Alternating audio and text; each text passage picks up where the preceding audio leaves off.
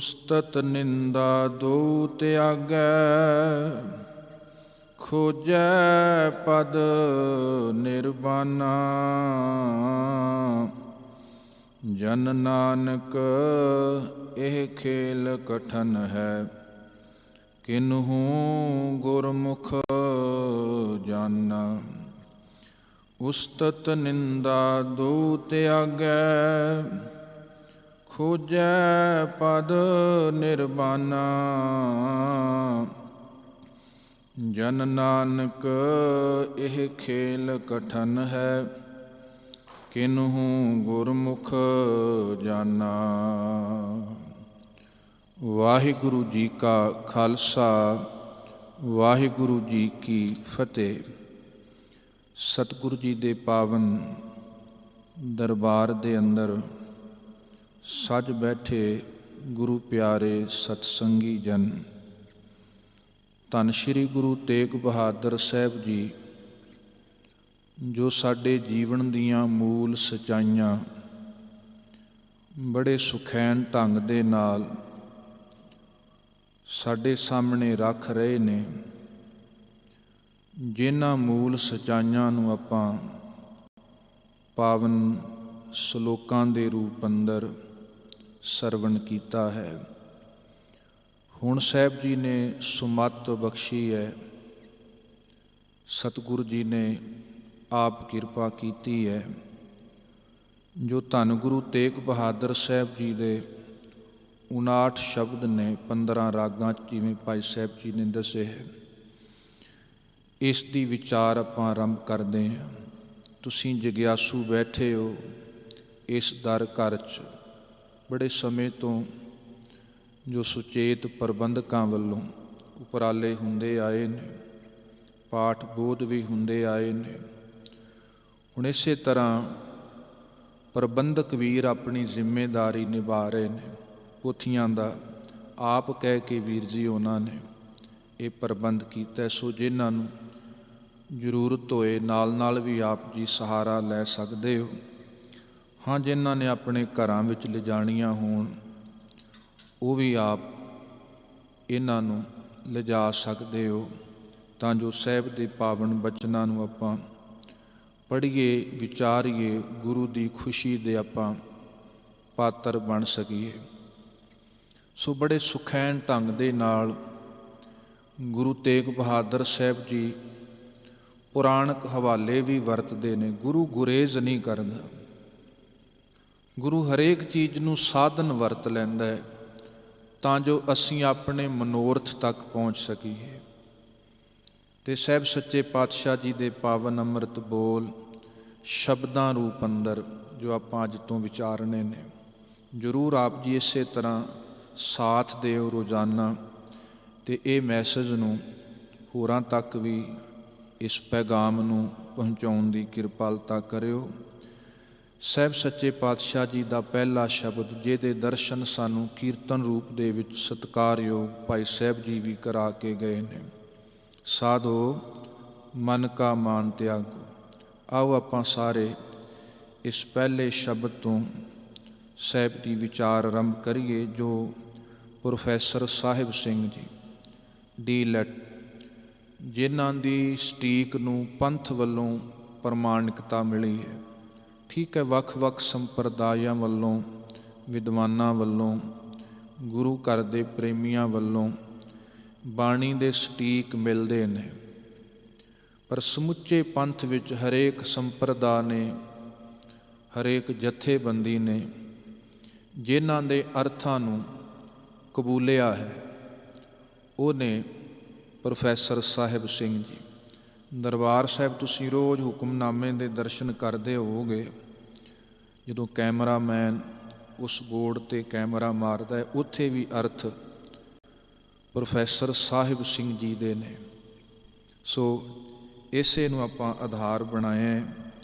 ਬਾਣੀ ਦੀ ਇਸ ਸਟੀਕ ਪੋਥੀ ਅੰਦਰ ਸਤਿਗੁਰ ਦੇ ਪਾਵਨ ਸ਼ਬਦ ਵੀ ਨੇ, ਪਾਵਨ ਸ਼ਲੋਕ ਵੀ ਨੇ। ਧੰਨ ਗੁਰੂ ਤੇਗ ਬਹਾਦਰ ਸਾਹਿਬ ਜੀ ਦੀ ਸਮੁੱਚੀ ਬਾਣੀ। ਵੈਸੇ ਖੋਜ ਕਰਾਂਗੇ ਆਪਾਂ ਗੁਰੂ ਗ੍ਰੰਥ ਸਾਹਿਬ 'ਚ, ਕਾਫੀ ਸਾਨੂੰ ਮੁਸ਼ੱਕਤ ਕਰਨੀ ਪਏਗੀ। ਲੱਭਣਾ ਪਏਗਾ ਕਿਹੜੇ ਰਾਗ ਵਿੱਚ ਗੁਰੂ ਜੀ ਦਾ ਸ਼ਬਦ ਕਿਤੇ। ਸੋ ਸੁਖੈਨ ਹੋ ਗਿਆ ਇਸ ਪੋਥੀ ਇਸ ਟੀਕ ਅੰਦਰ। ਸੋ ਸਾਰੇ ਸ਼ਬਦ ਵੀ ਇੱਕੋ ਥਾਂ ਮਿਲ ਜਾਂਦੇ ਨੇ, ਪਾਵਨ ਸ਼ਲੋਕ ਵੀ ਮਿਲ ਜਾਂਦੇ ਨੇ। ਸੋ ਖੈਰ ਸਤਿਗੁਰ ਕਿਰਪਾ ਕਰਨ, ਵਿਚਾਰ ਨਾਲ ਆਪਾਂ ਜੁੜਨਾ ਕਰੀਏ। ਪਿਆਰ ਸਹਿਤ ਸਾਰੇ ਆਖੋ ਜੀ ਸਤਿਨਾਮ ਸ਼੍ਰੀ ਵਾਹਿਗੁਰੂ।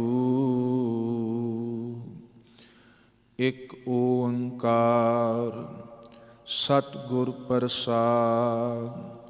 ਸਭ ਤੋਂ ਪਹਿਲਾਂ ਮੰਗਲ ਹੈ, ਜਿਹਦੇ ਦਰਸ਼ਨ ਸਭ ਤੋਂ ਵੱਧ ਆਪਾਂ ਗੁਰੂ ਗ੍ਰੰਥ ਸਾਹਿਬ ਵਿੱਚ ਕਰਦੇ ਹਾਂ। ਇੱਕ ਅਦੁੱਤੀ ਹੈ, ਇੱਕ ਮੂਲ ਹੈ।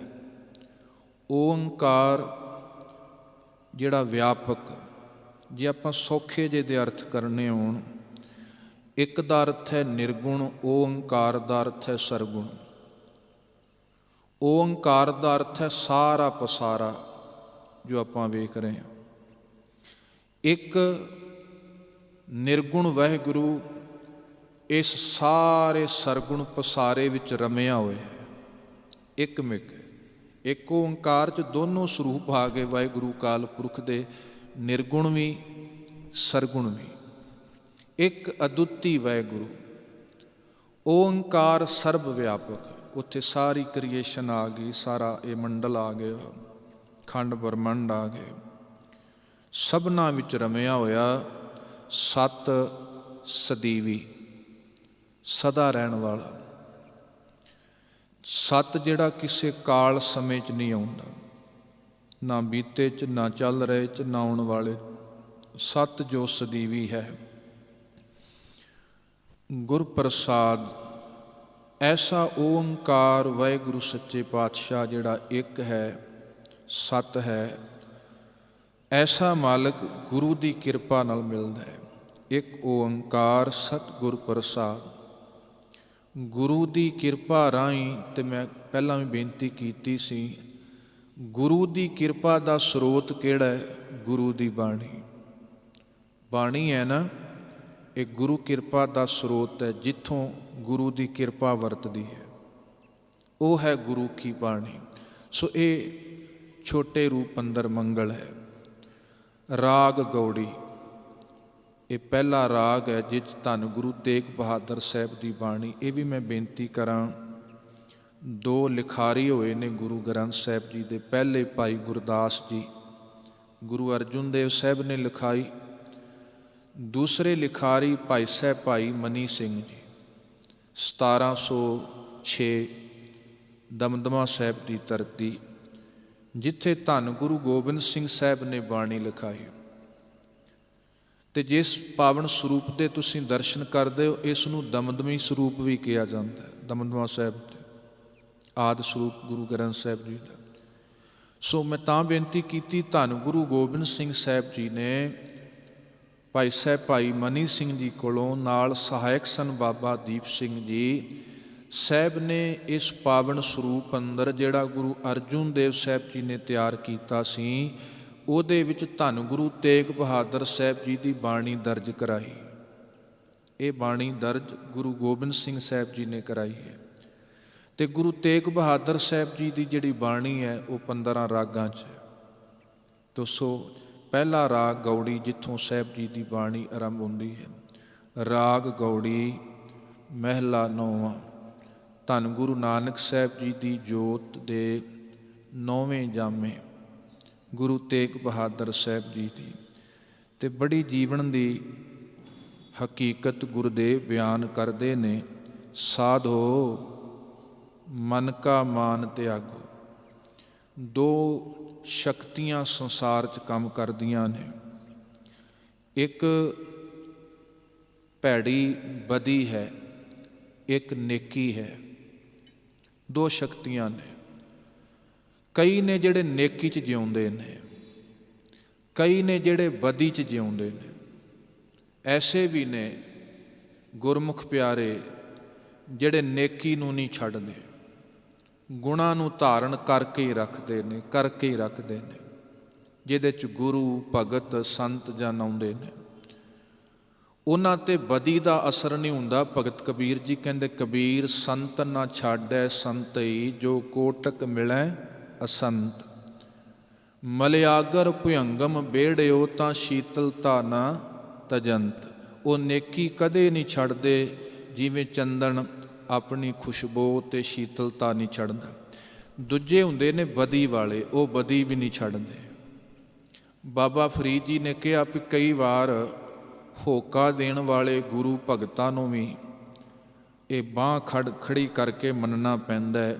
ਫਰੀਦਾ ਕੂ ਕਹਿੰਦਿਆਂ ਚਾਹ ਗੇਂਦਿਆਂ, ਮੱਤੀ ਦਿੰਦਿਆਂ ਨਿਤ, ਜੋ ਸ਼ੈਤਾਨ ਵੰਝਾਇਆ ਸੇ ਕਿਤ ਫੇਰੈ ਚਿੱਤ। ਇੱਕ ਉਹ ਵੀ ਸਨ ਜਿਹੜੇ ਬਦਲੇ ਨਹੀਂ, ਬਦਲਣ ਦਾ ਯਤਨ ਵੀ ਵਿਅਰਥ ਹੋ ਗਿਆ ਉਹਨਾਂ ਤੇ, ਬਦੀ ਨਹੀਂ ਛੱਡੀ। ਇੱਕ ਉਹ ਨੇ ਜਿਹੜੇ ਬਦਲ ਸਕਦੇ ਨੇ। ਤਾਂ ਮੈਂ ਬੇਨਤੀ ਕੀਤੀ, ਗੁਰਦੇਵ ਸ਼ਬਦ ਵਰਦੇ ਨੇ ਸਾਧੋ ਕਿਹਦੇ ਵਾਸਤੇ? ਜਿਹੜੇ ਤੁਰਨਾ ਚਾਹੁੰਦੇ ਨੇ, ਜਿਹੜੇ ਔਗਣ ਛੱਡ ਕੇ ਗੁਣਾਂ ਨੂੰ ਫੜਨਾ ਚਾਹੁੰਦੇ ਨੇ, ਜਿਹੜੇ ਜਗਿਆਸੂ ਨੇ। ਸਾਧੋ ਜਾਂ ਪ੍ਰਾਣੀ ਗੁਰਦੇਵ ਜਾਂ ਮਾਈ ਧੰਨ ਗੁਰੂ ਤੇਗ ਬਹਾਦਰ ਸਾਹਿਬ ਇਹ ਸੰਬੋਧਨ ਰੂਪ ਦੇ ਵਿੱਚ ਵਰਤਦੇ ਨੇ। ਸਤਿਗੁਰ ਦੀ ਬਾਣੀ 'ਚ ਆਪਾਂ ਇਹਨਾਂ ਸ਼ਬਦਾਂ ਦੇ ਆਪਾਂ ਦਰਸ਼ਨ ਕਰਦੇ ਹਾਂ। ਸੋ ਸਾਧੋ ਜਿਹੜੇ ਬਦੀ 'ਚ ਨਹੀਂ ਰਹਿਣਾ ਚਾਹੁੰਦੇ, ਜਿਨ੍ਹਾਂ ਦੀ ਇੱਛਾ ਹੈ ਤੁਰੀਏ, ਭਾਵੇਂ ਸਾਧ ਬਣੇ। ਵੇਖੋ ਜਿੰਨੇ ਆਪਾਂ ਬੈਠੇ ਹਾਂ ਗੁਰੂ ਚਰਨਾਂ 'ਚ, ਠੀਕ ਹੈ, ਬਖਸ਼ੇ ਵੀ ਬੈਠੇ ਹੁੰਦੇ ਨੇ ਗੁਰੂ ਚਰਨਾਂ 'ਚ, ਹੈ ਤਾਂ ਆਪਾਂ ਸਾਰੇ ਤੁਰਨ ਵਾਲੇ ਹੀ ਹਨ। ਇਹ ਤਾਂ ਨਹੀਂ ਵੀ ਪੂਰਨ ਹੋ ਗਏ, ਇਹ ਤਾਂ ਨਹੀਂ ਵੀ ਮਨ ਹੁਣ ਠਹਿਰ ਹੀ ਗਿਆ ਪੂਰਾ। ਸਾਧੋ ਜਿਹੜੇ ਕਦੇ ਥੱਲੇ, ਕਦੇ ਨੇਕੀ 'ਚ, ਕਦੇ ਬਦੀ, ਕਦੇ ਮਨ ਜੁੜ ਗਿਆ, ਕਦੇ ਟੁੱਟ ਹੀ ਗਿਆ, ਕਦੇ ਧਰਮ ਦਾ ਕਰਮ ਨਿਭ ਗਿਆ, ਕਦੇ ਛੁੱਟ ਹੀ ਗਿਆ। ਜਿਹੜੇ ਵਿਚਕਾਰਲੇ ਨੇ, ਤੁਰਨਾ ਚਾਹੁੰਦੇ ਨੇ, ਵਧਣਾ ਚਾਹੁੰਦੇ ਨੇ ਅੱਗੇ, ਤੇ ਸਤਿਗੁਰ ਉਹਨਾਂ ਵਾਸਤੇ ਸ਼ਬਦ ਵਰਦੇ ਨੇ, ਸਾਧੋ ਹੇ ਸਤਸੰਗੀ ਜਨੋ, ਹੇ ਜਗ। ਹੁਣ ਵੇਖੋ ਗੁਰੂ ਕਿੱਡੀ ਮਿੱਠੜੀ ਸਾਡੀ ਅਗਵਾਈ ਕਰਦਾ, ਕਿੱਡੇ ਸੁਖੈਨ ਢੰਗ ਦੇ ਨਾਲ ਸਤਿਗੁਰੂ ਸਾਨੂੰ ਬਦਲ ਦਿੰਦੇ ਨੇ। ਜੇ ਅਸੀਂ ਬਦਲਣਾ ਚਾਹੀਏ, ਇਹ ਵੀ ਯਾਦ ਰੱਖਿਓ, ਜਿਹੜਾ ਬਦਲਣਾ ਨਹੀਂ ਚਾਹੁੰਦਾ ਉਹਨੂੰ ਬਦਲਿਆ ਜਾਇਆ ਹੀ ਨਹੀਂ ਜਾ ਸਕਦਾ। ਉੱਥੇ ਭਗਤਾਂ ਨੇ ਕਹਿਤਾ ਵੀ ਨਹੀਂ, ਕੀ ਕਰੀਏ? ਉਹ ਚਿੱਤ ਫੇਰਦੇ ਹੀ ਨਹੀਂ, ਬਦਲਦੇ ਹੀ ਨਹੀਂ। ਬਦਲਿਆ ਉਹਨਾਂ ਨੂੰ ਜਾ ਸਕਦਾ ਜਿਹੜੇ ਬਦਲਣਾ ਚਾਹੁੰਦੇ ਨੇ, ਸੁਧਾਰਿਆ ਉਹਨਾਂ ਨੂੰ ਜਾ ਸਕਦਾ ਜਿਹੜੇ ਸੁਧਰਨਾ ਚਾਹੁੰਦੇ ਨੇ। ਤੇ ਤਾਂ ਹੀ ਤੁਰ ਕੇ ਆਪਾਂ ਗੁਰੂ ਚਰਨਾਂ 'ਚ ਆਏ ਹਾਂ। ਸੁਧਰਨਾ ਤੇ ਚਾਹੁੰਦੇ ਹੀ ਹਨ, ਕ੍ਰੋਧ ਨੂੰ, ਹੰਕਾਰ ਨੂੰ ਛੱਡਣਾ ਤੇ ਚਾਹੁੰਦੇ ਹਾਂ, ਭਾਵੇਂ ਫੜੇ ਜਾਂਦੇ ਆਪਾਂ ਉਹਦੇ ਵਿੱਚ, ਛੱਡਣਾ ਤੇ ਚਾਹੁੰਦੇ ਹਾਂ ਨਾ। ਸੋ ਜਿਹੜੇ ਜਗਿਆਸੂ ਬਦਲ ਸਕਦੇ ਨੇ, ਚਾਹੁੰਦੇ ਨੇ, ਗੁਰੂ ਕਹਿੰਦੇ ਨੇ ਚੱਲ ਫਿਰ ਮੈਂ ਤੇਰੇ ਨਾਲ ਤੁਰਦਾ। ਗੁਰੂ ਨਾਲ ਹੀ ਤੁਰ ਪੈਂਦੇ ਨੇ, ਰਹਿਨੁਮਾਈ ਦਿੰਦੇ ਨੇ। ਭੂਲੇ ਮਾਰਗ ਜਿਨੈ ਬਤਾਇਆ, ਐਸਾ ਗੁਰ ਬੜ ਭਾਗੀ ਪਾਇਆ। ਤੋਰ ਦਿੰਦੇ ਨੇ ਮਾਰਗ ਤੇ ਸਾਹਿਬ ਜੀ ਕਹਿੰਦੇ ਨੇ, ਸਾਧੋ ਮਨ ਕਾ ਮਾਨ ਤਿਆਗੋ। ਗੁਰਦੇਵ ਦਾ ਇਹ ਬੋਲ, ਹੇ ਸਾਧੋ, ਸਭ ਤੋਂ ਪਹਿਲੋਂ ਸਾਹਿਬ ਨੇ ਕਿਹਾ ਮਨ ਦਾ ਜਿਹੜਾ ਮਾਨ ਹੈ ਇਹ ਤਿਆਗਿਆ ਜਾਏ। ਕਿਉਂਕਿ ਅਸੀਂ ਹਰੇਕ ਚੀਜ਼ ਨਾਲ ਆਪਣੀ ਮੈਂ ਜੋੜ ਕੇ ਬਹਿ ਜਾਂਦੇ। ਜਿੱਥੋਂ ਮਾਣ ਪੈਦਾ ਹੁੰਦਾ ਉਹ ਹਰੇਕ ਨਾਲ ਮੈਂ ਜੋੜ ਲਈ, ਮਾਣ ਬਣ ਗਿਆ, ਆਪਣੀ ਪ੍ਰੋਪਰਟੀ ਬਣ ਗਈ, ਓਨਰ ਆਪਾਂ ਆਪ ਬਣ ਗਏ। ਫਿਰ ਬੜੀ ਮੁਸ਼ਕਿਲ ਹੈ, ਉਹਦੇ 'ਚੋਂ ਸੁੱਖ ਮਿਲ ਜਾਏ, ਉਹਦੇ 'ਚੋਂ ਆਨੰਦ ਮਿਲ ਜਾਏ, ਇਹ ਤਾਂ ਬੜੀ ਮੁਸ਼ਕਿਲ ਹੈ, ਨਹੀਂ ਪ੍ਰਾਪਤ ਹੋਣਾ। ਤੇ ਸਤਿਗੁਰੂ ਜੀ ਕਹਿੰਦੇ, ਸੰਤ ਜਣੋ, ਜੇ ਚਾਹੁੰਦੇ ਅਸੀਂ ਵੀ ਪੂਰਨਤਾ ਪ੍ਰਾਪਤ ਕਰਨੀ, ਅੰਦਰ ਦਾ ਮਾਨ ਹੰਕਾਰ ਛੱਡ ਦਿਓ। ਤੇ ਮਿਲਿਆ ਉਹਨਾਂ ਨੂੰ ਹੀ ਪ੍ਰਾਪਤ, ਉਹਨਾਂ ਨੂੰ ਹੀ ਕੁਝ ਹੋਇਆ ਜਿਨ੍ਹਾਂ ਨੇ ਮਾਣ ਛੱਡਿਆ। ਤੇ ਜਿਹੜੇ ਹੰਕਾਰੀ ਸਨ, ਮਾਣ ਨਾਲ ਭਰੇ ਸਨ, ਕੁਝ ਪ੍ਰਾਪਤ ਨਹੀਂ ਕਰ ਸਕੇ। ਸਤਿਗੁਰ ਕਹਿੰਦੇ, ਸੁਖੀ ਕੌਣ ਹੈ? ਸੁਖੀ ਬਸੈ ਮਸ਼ਕੀਨੀਆਂ, ਆਪ ਨਿਵਾਰ ਤਲੇ।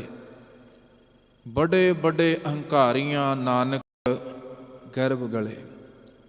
ਪਤਾ ਨਹੀਂ ਕਿੰਨੇ ਕੁ ਉਸ ਅੱਗ ਵਿੱਚ ਸੜੇ ਨੇ, ਕਿਹਦੇ ਕਰਕੇ? ਆਪਣਾ ਹੋਂਦ ਬਣਾ ਕੇ ਬਹਿ ਗਏ, ਆਪਣਾ ਵੱਖਰਾ ਮੰਡਲ ਬਣਾ ਕੇ ਬਹਿ ਗਏ ਉਸ ਰੱਬ ਦੇ। ਕਿਉਂਕਿ ਹੰਕਾਰ ਹਉਮੈ ਦਾ ਅਰਥ ਹੈ ਰੱਬ ਦੇ ਸ਼ਰੀਕ ਬਣ ਜਾਣਾ, ਸਿੱਧਾ ਉਹਦੇ ਨਾਲ ਆਡਾ ਲਾਉਣਾ। ਤੇ ਜਿਹਨੇ ਮਾਣ ਤਿਆਗ ਤੇ, ਗੁਰੂ ਦਾ ਸਿੱਖ ਸੀ, ਢਿਲਵਾਂ ਨਗਰ ਹੈ ਮਾਲਵੇ 'ਚ, ਗੁਰੂ ਜੀ ਦਾ ਸਿੱਖ ਸੀ, ਧੰਨ ਗੁਰੂ ਗੋਬਿੰਦ ਸਿੰਘ ਸਾਹਿਬ ਜੀ ਦਾ।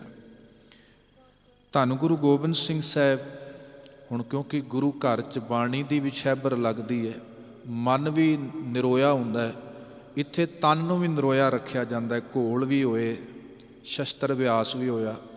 ਤੇ ਧੰਨ ਗੁਰੂ ਗੋਬਿੰਦ ਸਿੰਘ ਸਾਹਿਬ ਘੁਲਦੇ ਨੇ। ਤੇ ਜਦੋਂ ਉਹਦਾ ਨਾਮ ਇਤਿਹਾਸ ਵਿੱਚ ਵੈਸੇ ਭਾਈ ਕੌਲ ਜੀ ਵੀ ਆਏ, ਅਕਸਰ ਧੰਨ ਗੁਰੂ ਗੋਬਿੰਦ ਸਿੰਘ ਸਾਹਿਬ ਹੁਣ ਢਹਿ ਜਾਂਦੇ ਨੇ, ਭਾਈ ਕੌਲ ਨੂੰ ਢਾ ਦਿੰਦੇ ਨੇ, ਬੜਾ ਖੁਸ਼ ਹੁੰਦਾ ਹੈ ਭਾਈ ਕੌਲ। ਅੱਜ ਹੁਣ ਕਿਉਂਕਿ ਗੁਰੂ ਸਾਨੂੰ ਪਰਖਦਾ ਵੀ ਤੇ ਹੈ ਨਾ, ਅੱਜ ਘੋਲ ਹੋਇਆ ਜਦੋਂ ਅਭਿਆਸ ਕਰ ਰਹੇ ਸਨ ਅਖਾੜੇ 'ਚ, ਗੁਰੂ ਗੋਬਿੰਦ ਸਿੰਘ ਸਾਹਿਬ ਆਪ ਢਹਿ ਗਏ। ਭਾਈ ਕੌਲ ਨੇ ਸਤਿਗੁਰ ਦੇ ਮੋਢੇ ਲਾ ਦਿੱਤੇ, ਕਿਉਂਕਿ ਕੁਲ ਜਿਹੜਾ ਮੋਢੇ ਲਾ ਜਿੱਤ ਜਾਂਦਾ। ਸਾਰਿਆਂ ਨੇ ਤਾੜੀਆਂ ਮਾਰੀਆਂ, ਪਰ ਭਾਈ ਕੌਲ ਜੀ ਦੀ ਅੱਖਾਂ ਨੀਵੀਆਂ ਨੇ, ਅੱਖਾਂ ਨੀਵੀਆਂ ਨੇ, ਬੜਾ ਸ਼ਰਮਸ਼ਾਰ ਜਿਹਾ ਮਹਿਸੂਸ ਕਰ ਰਿਹਾ। ਤੇ ਕਿਸੇ ਨੇ ਕਿਹਾ, ਕੌਲ, ਭਾਈ ਕੌਲ, ਅੱਜ ਤੇ ਤੇਰਾ ਤਾੜੀਆਂ ਮਾਰਨ ਦਾ ਵਕਤ ਹੈ, ਅੱਜ ਤੂੰ ਜਿੱਤ ਗਿਆ, ਅੱਜ ਤੂੰ ਗੁਰੂ ਨੂੰ ਹਰਾਤਾ। ਤੇ ਭਾਈ ਕੌਲ ਜੀ ਕਹਿੰਦੇ, ਅੱਜ ਮੇਰੀ ਬਦਕਿਸਮਤੀ ਹੈ, ਕਿਉਂਕਿ ਮੈਂ ਗੁਰੂ ਦੇ ਦਰ ਤੇ ਹਾਰਨ ਆਉਣਾ, ਜਿੱਤਣ ਨਹੀਂ ਆਉਣਾ। ਅੱਜ ਮੈਂ ਗੁਰੂ ਕੋਲੋਂ ਜਿੱਤ ਕੇ ਲੱਗਦਾ ਜ਼ਿੰਦਗੀ ਦੀ ਬਾਜੀ ਹਾਰ ਗਿਆ। ਹਾਰ ਹੈ ਗੁਰੂ ਦੇ ਅੱਗੇ, ਸਿੱਖ ਦੀ ਹਾਰ ਹੈ, ਢਹਿ ਪੈਣ, ਜਿਹਨੂੰ ਗੁਰੂ ਰਾਮਦਾਸ ਸਾਹਿਬ ਜੀ ਇੱਕ ਜੁਗਤ ਦੱਸਦੇ ਨੇ, ਕਰ ਸਾਧੂ ਅੰਜਲੀ ਪੁੰਨ ਵੱਡਾ ਹੈ, ਕਰ ਡੰਡੌਤ ਪੁੰਨ ਵੱਡਾ ਹੈ। ਮੱਥਾ ਟੇਕਣਾ ਵੀ ਬੜੀ ਵੱਡੀ ਗੱਲ ਹੈ, ਡੰਡੌਤ ਕਰਨਾ, ਸਮਰਪਿਤ ਕਰ ਦੇਣਾ, ਹਾਰ ਜਾਣਾ। ਮਾਣ ਨੂੰ ਸਿਰ ਕੀ ਹੈ, ਸਭ ਤੋਂ ਉੱਚਾ ਹੈ ਸਾਡਾ, ਸਿਰ ਵਾਸਤੇ ਤੇ ਬੰਦਾ ਸਭ ਕੁਝ ਕਰਦਾ। ਸਿਰ ਨੂੰ ਚਰਨਾਂ ਤੇ ਲੈ ਆਉਣਾ, ਹੁਣ ਮਾਣ ਨਹੀਂ ਰਿਹਾ ਕੋਈ, ਹੰਕਾਰ ਨਹੀਂ ਰਿਹਾ ਕੋਈ। ਤੇ ਇਹ ਪੜਾਅ ਹੈ ਜਿਹਦਾ ਰੱਬ ਦਾ ਪਿਆਰਾ ਤੁਰੇ ਨਾ, ਇੱਥੋਂ ਤੁਰਨਾ ਹੈ ਗੁਰੂ ਕੇ ਸਿੱਖ ਨੇ। ਤੇ ਧੰਨ ਗੁਰੂ ਤੇਗ ਬਹਾਦਰ ਸਾਹਿਬ ਜੀ ਅਗਵਾਈ ਕਰਦੇ ਨੇ, ਸਾਧੋ ਮਨ ਕਾ ਮਾਨ ਤਿਆਗੋ। ਸਾਹਿਬ ਜੀ ਕਹਿੰਦੇ ਅੰਦਰ ਦਾ ਮਾਣ ਕਈ ਵਾਰ ਹੁੰਦਾ ਹੈ, ਮਾਫ ਕਰਨਾ, ਬਾਹਰ ਤੋਂ ਜ਼ੁਬਾਨ ਤੋਂ ਕਹਿ ਦੇਣਾ ਮੈਂ ਦਾਸ ਹਾਂ ਜੀ, ਮੈਂ ਅਗਿਆਨੀ ਹਾਂ ਜੀ, ਮੈਨੂੰ ਤੇ ਕੁਝ ਪਤਾ ਹੀ ਨਹੀਂ ਜੀ। ਜੇ ਪ੍ਰਬੰਧਕ ਚਾਹ ਪਾਣੀ ਨਾ ਪੁੱਛਣ ਤੇ ਫਿਰ ਗਿਆਨੀ ਦਾ ਪਤਾ ਲੱਗਦਾ ਕੌਣ ਹੁੰਦਾ। ਦੋ ਚਾਰ ਬੰਦੇ ਅੱਗੇ ਨਾ ਲੈਣ ਜਾਣ ਫਿਰ ਪਤਾ ਹੁੰਦਾ, ਕਹਿ ਦੇਣਾ ਵੱਖਰੀ ਗੱਲ ਹੁੰਦੀ ਹੈ।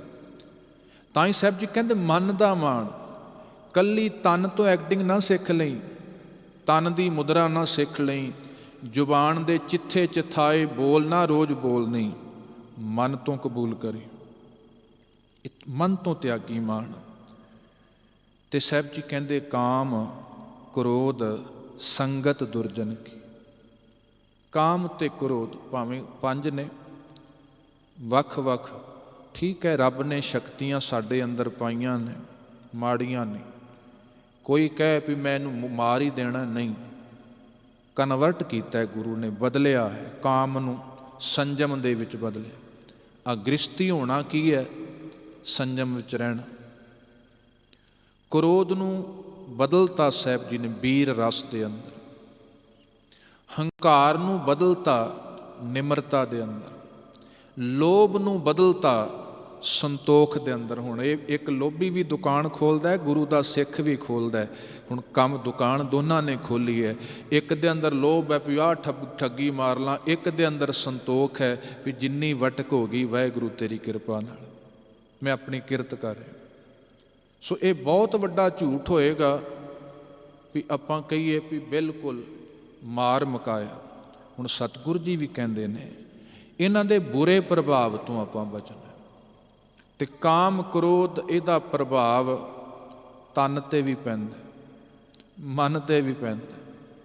ਕਾਮ ਕ੍ਰੋਧ ਕਾਇਆ ਕੋ ਗੱਲ ਹੈ, ਜਿਉ ਕੰਚਨ ਸੁਹਾਗਾ ਟਲ ਹੈ। ਪ੍ਰਭਾਵ ਤਨ ਤੇ ਹੈ, ਮਨ ਤੇ ਹੈ ਹੀ ਹੈ। ਤੇ ਇਹਦੇ 'ਚ ਦੂਜੇ ਦਾ ਵੀ ਨੁਕਸਾਨ। ਹੁਣ ਕਾਮ ਤੇ ਕ੍ਰੋਧ, ਹੁਣ ਕਾਮੀ ਬੰਦਾ, ਹੁਣ ਸਮਾਜ ਆਪਾਂ ਪੜ੍ਹਦੇ ਹਾਂ, ਸਾਡਾ ਸਮਾਜ ਐਸਾ ਹੈ, ਮਾਫ਼ ਕਰਨ, ਵੇਖਣਾ ਪਏਗਾ ਜ਼ਰੂਰ ਸਾਨੂੰ। ਗੁਰੂ ਨੇ ਜਿਹੜਾ ਸਮਾਜ ਦਿੱਤਾ, ਤੇ ਸਾਨੂੰ ਗੁਰੂ ਨੇ ਨਗਰ ਬਣਾ ਬਣਾ ਕੇ ਉੱਥੇ ਵਸਾਇਆ ਵੀ ਵੇਖੋ ਇਸ ਤਰ੍ਹਾਂ ਦੇ ਨਗਰ ਚਾਹੀਦੇ ਨੇ। ਆ ਕਰਤਾਰਪੁਰ ਸਾਹਿਬ ਸਿੱਖੋ, ਐਸਾ ਨਗਰ ਹੋਏ। ਖਡੂਰ ਸਾਹਿਬ ਵਸਾਇਆ, ਗੋਇੰਦਵਾਲ ਸਾਹਿਬ ਵਸਾਇਆ, ਸ੍ਰੀ ਅੰਮ੍ਰਿਤਸਰ ਸਾਹਿਬ ਵਿਖਾਇਆ, ਤਰਨ ਤਾਰਨ ਸਾਹਿਬ, ਕੀਰਤਪੁਰ, ਅਨੰਦਪੁਰ। ਇਹ ਸਤਿਗੁਰ ਨੇ ਸਾਨੂੰ ਇੱਕ ਦੱਸਿਆ ਵੀ ਇੱਦਾਂ ਦਾ ਜੀਵਨ ਹੋਏ, ਜਿੱਥੇ ਸਭ ਕੁਝ ਨਿਭਾਉਂਦਿਆਂ ਹੋਇਆਂ, ਕਰਦਿਆਂ ਹੋਇਆਂ, ਮਰਿਆਦਾ 'ਚ ਰਹਿੰਦਿਆਂ ਹੋਇਆਂ, ਉਸ ਕਰਤੇ ਨਾਲ ਜੁੜ ਕੇ ਰੱਬ ਦੇ ਬਣਾਏ ਇਸ ਮੰਡਲ ਨੂੰ ਸਵਾਰਿਆ ਜਾਏ, ਸਭ ਦਾ ਭਲਾ ਮੰਗਿਆ ਜਾਏ। ਹੁਣ ਜੈਸਾ ਸਮਾਜ ਹੈ ਸਾਡਾ, ਕਾਮ ਸਤਿਗੁਰ ਨੇ ਕਿਹਾ ਕਾਮ, ਹਾਂ ਠੀਕ ਹੈ, ਵਿਸ਼ਾ ਸਰੀਰ ਦਾ ਹੋਏਗਾ, ਪਰ ਇਹ ਵਿਸ਼ਾ ਕਿਹਦਾ ਬਣ ਗਿਆ? ਸੁਰਤ ਦਾ ਵਿਸ਼ਾ ਬਣ ਗਿਆ, ਸੁਰਤ ਵਿੱਚ ਵਸ ਗਿਆ। ਕਾਮ ਕ੍ਰੋਧ, ਸਾਹਿਬ ਜੀ ਕਹਿੰਦੇ ਸੰਗਤ ਦੁਰਜਨ ਕੀ, ਖਿਆਲ ਕਰਿਓ। ਕ੍ਰੋਧ ਦੇ ਕਾਰਨ ਤੇ ਵੈਸੇ ਬੜੇ ਹੋਣਗੇ, ਪਰ ਦੋ ਕਾਰਨ ਨੇ ਵੱਡੇ, ਵੈਸੇ ਤੇ ਬਹੁਤ ਹੋਣਗੇ, ਪਰ ਬੰਦਾ ਕ੍ਰੋਧੀ ਕਦੋਂ ਹੁੰਦਾ? ਖਿਆਲ ਕਰਿਓ। ਇੱਕ ਵੱਡਾ ਕਾਰਨ ਹੈ ਜਦੋਂ ਮਨੁੱਖ ਕਹਿੰਦਾ ਹੈ ਵੀ ਸਭ ਕੁਝ ਮੇਰੇ ਅਨੁਸਾਰ ਹੋਏ। ਬੰਦਾ ਕਹਿੰਦਾ ਵੀ ਪਤਨੀ ਮੇਰੇ ਅਨੁਸਾਰ ਹੀ ਚੱਲੇ, ਪਤੀ ਮੇਰੇ ਅਨੁਸਾਰ ਹੀ ਚੱਲੇ, ਦੂਜਾ ਬੰਦਾ ਮੇਰੇ ਅਨੁਸਾਰ ਹੀ ਚੱਲੇ। ਕ੍ਰੋਧ ਜਦੋਂ ਨਹੀਂ ਹੁੰਦਾ, ਫਿਰ ਬੰਦਾ ਕ੍ਰੋਧੀ ਹੁੰਦਾ ਵੀ ਇਹਨੇ ਗੱਲ ਨਹੀਂ ਮੰਨੀ, ਇਹਨੇ ਆਹ ਨਹੀਂ ਕੀਤਾ। ਬਹੁਤ ਵੱਡਾ ਕਾਰਨ ਹੈ। ਬੰਦਾ ਕਹਿੰਦਾ ਔਲਾਦ ਮੇਰੇ ਆਖੇ ਚੱਲੇ, ਹੁਣ ਉਹਦੀ ਆਪਣੀ ਪ੍ਰੋਪਰਟੀ, ਉਹਦਾ ਆਪਣਾ, ਕਿਉਂਕਿ ਸਭ ਦਾ ਸੁਭਾਅ ਉਹ ਆਪਣਾ ਵੱਖਰਾ ਹੈ। ਚਾਹੁੰਦਾ ਹੈ ਔਲਾਦ ਮੇਰੇ ਆਖੇ ਹੀ ਚੱਲੇ, ਆ ਹੋਏ ਇੱਦਾਂ ਮੈਂ ਚਾਹਾਂ, ਉਹੀ ਜੋਬ ਕਰੇ, ਫਿਰ ਉੱਥੇ ਮੁਸ਼ਕਿਲ ਪੈਦਾ ਹੋਈ। ਫਿਰ ਸਹਿਜ ਸਹਿਜ ਕ੍ਰੋਧ ਦਾ ਬੀਜ ਵੱਡਾ ਹੁੰਦਾ ਗਿਆ, ਰੁੱਖ ਬਣਦਾ ਗਿਆ। ਤੇ ਦੂਸਰਾ ਕਾਰਨ ਹੁੰਦਾ ਆਸ, ਉਮੀਦ। ਕਿਸੇ ਤੋਂ ਉਮੀਦ ਹੈ, ਉਮੀਦ ਪੂਰੀ ਨਹੀਂ ਹੋਈ, ਫਿਰ ਬੰਦਾ ਕ੍ਰੋਧੀ ਜ਼ਰੂਰ ਹੁੰਦਾ, ਕ੍ਰੋਧ ਪ੍ਰਗਟ ਹੁੰਦਾ। ਦੋ ਵੱਡੇ ਕਾਰਨ ਨੇ ਇਸ ਕ੍ਰੋਧ ਦੇ। ਤੇ ਕ੍ਰੋਧ ਠੀਕ ਹੈ, ਇਹਦੇ ਤੋਂ ਪਹਿਲੋਂ ਪ੍ਰਬੰਧ ਕੀਤਾ ਜਾਏ। ਆ ਤੁਸੀਂ ਵੇਖਣਾ ਕਦੇ ਜੇਲ੍ਹ ਦੇ ਅੰਦਰ ਜਿਹੜੇ ਕੈਦੀ ਹੁੰਦੇ ਨੇ, ਉਹਨਾਂ ਦੇ ਪਰਿਜਨ, ਮਾਂ ਪਿਓ, ਪਰਿਵਾਰ ਦੇ ਜੀ, ਸਾਗ ਸੰਬੰਧੀ ਮੁਲਾਕਾਤ ਕਰਨ ਜਾਂਦੇ ਨੇ, ਤੇ ਬਹੁਤ ਵਾਰ ਉੱਥੇ ਕੈਦੀ ਰੋਂਦੇ ਹੁੰਦੇ ਨੇ, ਅੱਖਾਂ ਜ਼ਾਰੋ ਜਾ ਰੋਂਦੀਆਂ ਨੇ। ਕਿਉਂ? ਕਹਿੰਦੇ ਨੇ ਬਸ ਗੁੱਸੇ 'ਚ ਪਤਾ ਹੀ ਨਹੀਂ ਲੱਗਾ, ਜੇ ਮੈਂ ਨਾ ਉਹ ਕੰਮ ਕਰਦਾ ਤੇ ਇੱਥੇ ਨਾ ਫਸਦਾ। ਪਛਤਾਵਾ ਹੁੰਦਾ ਉਹਨਾਂ ਨੂੰ। ਕ੍ਰੋਧ 'ਚੋਂ ਕੀ ਮਿਲਣਾ? ਪਛਤਾਵਾ ਹੀ ਮਿਲਣਾ, ਹੋਰ ਕੀ ਮਿਲਣਾ? ਬੜੇ ਪਛਤਾਉਂਦੇ। ਹੁਣ ਫਿਰ ਕੀ ਪਛਤਾਇਆ ਹੋਣਾ? ਇਹਦਾ ਪਹਿਲੋਂ ਪ੍ਰਬੰਧ ਕਰ ਲਿਆ ਜਾਏ। ਤੇ ਜੇ ਕ੍ਰੋਧ ਆ ਗਿਆ, ਫਿਰ ਵੀ ਦੋ ਕੰਮ ਹੀ ਹੋਣਗੇ ਕਿ ਜਾਂ ਤੇ ਆਪਾਂ ਗੁੱਸਾ ਕੱਢ ਲਵਾਂਗੇ, ਉਹ ਵੀ ਠੀਕ ਨਹੀਂ, ਜਾਂ ਫਿਰ ਉਸ ਨੂੰ ਦੱਬ ਲਵਾਂਗੇ, ਉਹ ਦੱਬਿਆ ਵੀ ਠੀਕ ਨਹੀਂ, ਉਹਨੇ ਵੀ ਮੁਸ਼ਕਲ ਪੈਦਾ ਕਰਨੀ ਅੰਦਰ। ਉਹਦੇ ਨਾਲ ਵੀ ਸਾਡਾ ਸਿਸਟਮ ਸਰੀਰ ਦਾ ਤੇ ਵਿਗੜਨਾ ਹੀ ਵਿਗੜਨਾ, ਦਿਮਾਗ ਦਾ ਵਿਗੜਨਾ ਹੀ ਵਿਗੜਨਾ, ਮਨ ਦਾ ਵਿਗੜਨਾ ਹੀ ਵਿਗੜਨਾ। ਇਸ ਨੂੰ ਪਹਿਲੋਂ ਮਨ ਨੂੰ ਸਮਝਾਇਆ ਜਾਏ, ਪਹਿਲੋਂ ਹੀ ਇਹਨਾਂ ਦੇ ਪ੍ਰਭਾਵ ਤੋਂ ਬਚਿਆ ਜਾਏ। ਨਹੀਂ ਤਾਂ ਸੱਜਣ ਨੇ, ਕਿਸੇ ਪਿਆਰੇ ਨੇ ਗੱਲ ਕਹੀ, ਇੱਕ ਜ਼ਹਿਰ ਬਾਹਰ ਦਾ, ਇੱਕ ਕ੍ਰੋਧ ਦਾ ਜ਼ਹਿਰ ਅੰਦਰ ਦਾ। ਬਾਹਰ ਵਾਲਾ ਜ਼ਹਿਰ ਕਿਸੇ ਭਾਂਡੇ 'ਚ ਪਾ ਕੇ ਰੱਖਿਆ, ਇੱਕ ਦਿਨ, 2 ਦਿਨ, ਮਹੀਨਾ, ਸਾਲ, ਉੱਦਾਂ ਹੀ ਪਿਆ ਰਿਹਾ। ਜਦੋਂ ਉਹ ਜ਼ਹਿਰ ਕਿਸੇ ਨੇ ਪੀਤਾ, ਪੀਣ ਵਾਲਾ ਮਰ ਗਿਆ। ਪਰ ਜਿਸ ਭਾਂਡੇ 'ਚ ਜ਼ਹਿਰ ਹੈ, ਭਾਂਡੇ ਨੂੰ ਜ਼ਹਿਰ ਨਹੀਂ ਕੁਝ ਕਹਿੰਦਾ, ਪੀਣ ਵਾਲਾ ਮਰ ਜਾਂਦਾ ਹੈ। ਪਰ ਜਿਹੜਾ ਅੰਦਰ ਜ਼ਹਿਰ ਹੈ ਕ੍ਰੋਧ ਦਾ, ਜੇ ਹਿਰਦੇ ਮਨ ਭਾਂਡੇ 'ਚ ਹੈ, ਪਹਿਲੋਂ ਉਹਦਾ ਨਾਸ਼ ਕਰਦਾ ਹੈ। ਤੇ ਦੂਜੇ ਦਾ ਤੇ ਨੁਕਸਾਨ ਹੋਈ ਹੋਣਾ, ਜਿਹਦੇ ਮੁੱਕੀਆਂ ਵੱਜਣੀਆਂ ਉਹਦਾ ਤੇ ਨੁਕਸਾਨ ਹੋਣਾ ਹੀ ਹੈ, ਜਿਹਦੇ ਨਾਲ ਲੜਨਾ ਉਹਦਾ ਤੇ ਨੁਕਸਾਨ, ਉਹਦਾ ਵੀ ਨੁਕਸਾਨ ਹੈ। ਪਰ ਨਾਲ ਸਭ ਤੋਂ ਪਹਿਲੋਂ ਅੱਗ ਬੰਦਾ ਆਪਣੇ ਕਰ ਲਾਉਂਦਾ, ਆਪਣੇ ਆਪ ਨੂੰ ਸੜਦਾ ਹੈ। ਤੇ ਕ੍ਰੋਧ, ਗੁਰਮੁਖ ਪਿਆਰਿਓ, ਇਹਦਾ ਅਰਥ ਇਹ ਵੀ ਹੈ ਕਿਸੇ ਦੂਜੇ ਦੇ ਗੁਨਾਹ ਦੀ, ਕਿਸੇ ਦੂਜੇ ਦੀ ਗਲਤੀ ਦੀ ਸਜ਼ਾ ਆਪਣੇ ਆਪ ਨੂੰ ਦੇ ਦੇਣਾ। ਕ੍ਰੋਧ ਇੱਕ ਸਜ਼ਾ ਹੀ ਹੈ ਨਾ, ਤੜਫਦਾ ਬੰਦਾ, ਰਾਤ ਨੂੰ ਨੀਂਦ ਨਹੀਂ ਆਉਂਦੀ, ਬੀਪੀ ਦਾ ਲੈਵਲ ਬੈਲੈਂਸ ਨਹੀਂ ਰਹਿੰਦਾ, ਪਤਾ ਹੀ ਹੈ ਨਾ। ਤਮਾ ਵੱਧ ਗਿਆ ਅੰਦਰ, ਅਗਨ ਵੱਧ ਗਈ ਅੰਦਰ, ਤਪਸ਼ ਵੱਧ ਗਈ ਅੰਦਰ। ਸੋ ਕਿੰਨਾ ਨੁਕਸਾਨ ਇਹਨੇ ਪੈਦਾ ਕੀਤਾ। ਕੋਈ ਨਾ ਪੜ੍ਹਿਆ ਪੜ੍ਹਾਇਆ ਆਇਆ, ਕਿਉਂਕਿ ਗੁਰੂ ਦੇ ਪਿਆਰੇ ਸਿੱਖ ਕਿਰਤੀ ਨੇ, ਪਰ ਗੁਰੂ ਨੇ ਦਾਤ ਵੀ ਤੇ ਗਿਆਨ ਦੀ ਦਿੱਤੀ ਹੈ ਨਾ। ਇਹ ਕੋਈ ਆ ਗਿਆ ਅਨੰਦਪੁਰ ਸਾਹਿਬ, ਆ ਕੇ ਕਹਿੰਦਾ ਮੇਰਾ ਸਵਾਲ ਹੈ, ਤੁਸੀਂ ਜਵਾਬ ਦਿਓ। ਗੁਰੂ ਕਾ ਇੱਕ ਪਿਆਰਾ ਸਿੱਖ ਸੀ, ਸੇਵਾ ਕਰ ਰਿਹਾ ਸੀ, ਕਹਿੰਦਾ ਮੈਂ ਗੁਰੂ ਤੁਹਾਡੇ ਕੋਲੋਂ ਸਵਾਲ ਪੁੱਛਣਾ ਹੈ। ਤਾਂ ਸਿੱਖ ਕਹਿਣ ਲੱਗਾ ਵੀ ਗੁਰੂ ਕੋਲੋਂ ਕੀ ਪੁੱਛਣਾ? ਚੱਲ ਮੈਂ ਵੀ ਤੇ ਗੁਰੂ ਦਾ ਸਿੱਖ ਹੀ ਹਾਂ, ਤੂੰ ਮੈਨੂੰ ਹੀ ਪੁੱਛ ਲਾ, ਮੈਂ ਦੱਸ ਦਿੰਦਾ। ਗੁਰੂ ਮੇਰੇ 'ਚ ਜੇ ਵਰਤੇ ਤੇ ਕਹਿਣ ਲੱਗਾ ਚੱਲ ਫਿਰ ਇਹ ਦੱਸ, ਪਾਣੀ ਤੇ ਪਤਲਾ ਕੌਣ ਹੈ, ਕੌਣ ਭੂਮ ਤੇ ਭਾਰੀ, ਕੌਣ ਅਗਨ ਤੇ ਤਪਤ ਹੈ, ਕੌਣ ਕੱਜਲ ਤੇ ਕਾਰੀ। ਉਹਨੇ ਦੋਹਾ ਬਣਾ ਕੇ ਦੱਸਿਆ। ਕਹਿੰਦਾ ਦੱਸ, ਪਾਣੀ ਤੋਂ ਪਤਲਾ ਕੌਣ ਹੈ, ਧਰਤੀ ਤੋਂ ਭਾਰਾ ਕੌਣ ਹੈ, ਅੱਗ ਤੋਂ ਗਰਮ ਕੌਣ ਹੈ, ਤੇ ਕੱਜਲ ਤੋਂ ਕਾਲਾ ਕੌਣ ਹੈ। ਤੇ ਗੁਰੂ ਦਾ ਸਿੱਖ ਕਹਿਣ ਲੱਗਾ ਇਹ ਤਾਂ ਬੜਾ ਸੌਖਾ ਉੱਤਰ ਹੈ, ਮੈਨੂੰ ਪਤਾ ਹੈ, ਮੈਂ ਸੰਗਤ ਕੋਲੋਂ ਸਿੱਖਿਆ ਹੈ। ਕਹਿਣ ਲੱਗਾ ਪਾਣੀ ਤੋਂ ਪਤਲਾ ਗਿਆਨ ਹੈ, ਪਾਪ ਭੂਮ ਤੇ ਭਾਰੀ, ਕ੍ਰੋਧ ਅਗਨ ਤੇ ਤਪਤ ਹੈ, ਕਲੰਕ ਕੱਜਲ ਤੇ ਕਾਰੀ। ਪਾਣੀ ਤੋਂ ਪਤਲਾ ਗਿਆਨ ਬੜਾ ਬਰੀਕ ਹੈ, ਬਹੁਤ ਬਰੀਕ ਹੈ, ਤੇ ਪਾਪ ਹੈ ਜਿਹੜਾ ਉਹ ਧਰਤੀ ਤੋਂ ਭਾਰਾ ਹੈ, ਬੜਾ ਭਾਰ ਹੈ। ਉਹ ਭਾਈ ਗੁਰਦਾਸ ਜੀ ਕਹਿੰਦੇ ਧਰਤੀ ਕਰਲਾਉਂਦੀ ਹੈ, ਰੁੱਖਾਂ ਦੇ ਭਾਰ ਤੋਂ ਨਹੀਂ, ਧਰਤੀ ਦੇ ਭਾਰ ਤੋਂ ਨਹੀਂ, ਬੰਦਿਆਂ ਦੇ ਭਾਰ ਤੋਂ ਨਹੀਂ। ਭਾਰੇ ਭੂਈ ਅਕਰਤ ਘਣ ਮੰਦੀ ਹੂ ਮੰਦੇ, ਉਹ ਅਕਰਤ ਘਣਾਂ ਦੇ ਪਾਪਾਂ ਤੋਂ ਘਬਰਾਉਂਦੀ ਹੈ।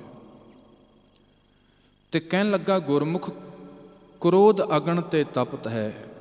ਕ੍ਰੋਧ ਹੈ ਨਾ, ਇਹ ਅੱਗ ਤੋਂ ਜ਼ਿਆਦਾ ਤਪਸ਼ ਪੈਦਾ ਕਰਦਾ। ਤਾਂ ਹੀ ਸਾਹਿਬ ਨੇ ਚੰਡਾਲ ਕਿਹਾ ਕ੍ਰੋਧ ਨੂੰ, ਅਗਨ ਕ੍ਰੋਧ ਚੰਡਾਲ। ਚੰਡਾਲ ਨਹੀਂ ਕਿਸੇ ਦਾ ਤਰਸ ਕਰਦਾ, ਉਹਨੇ ਤੇ ਤਲਵਾਰ ਚਲਾ ਹੀ ਦੇਣੀ ਹੈ, ਉਹਨੇ ਤੇ ਫਾਂਸੀ ਤੇ ਚਾੜ ਹੀ ਦੇਣਾ ਹੈ। ਇਸ ਕ੍ਰੋਧ ਨੇ ਨਹੀਂ ਤਰਸ ਕਰਨਾ ਜਿਸ ਜੀਵਨ 'ਚ ਵਰਤ ਰਿਹਾ।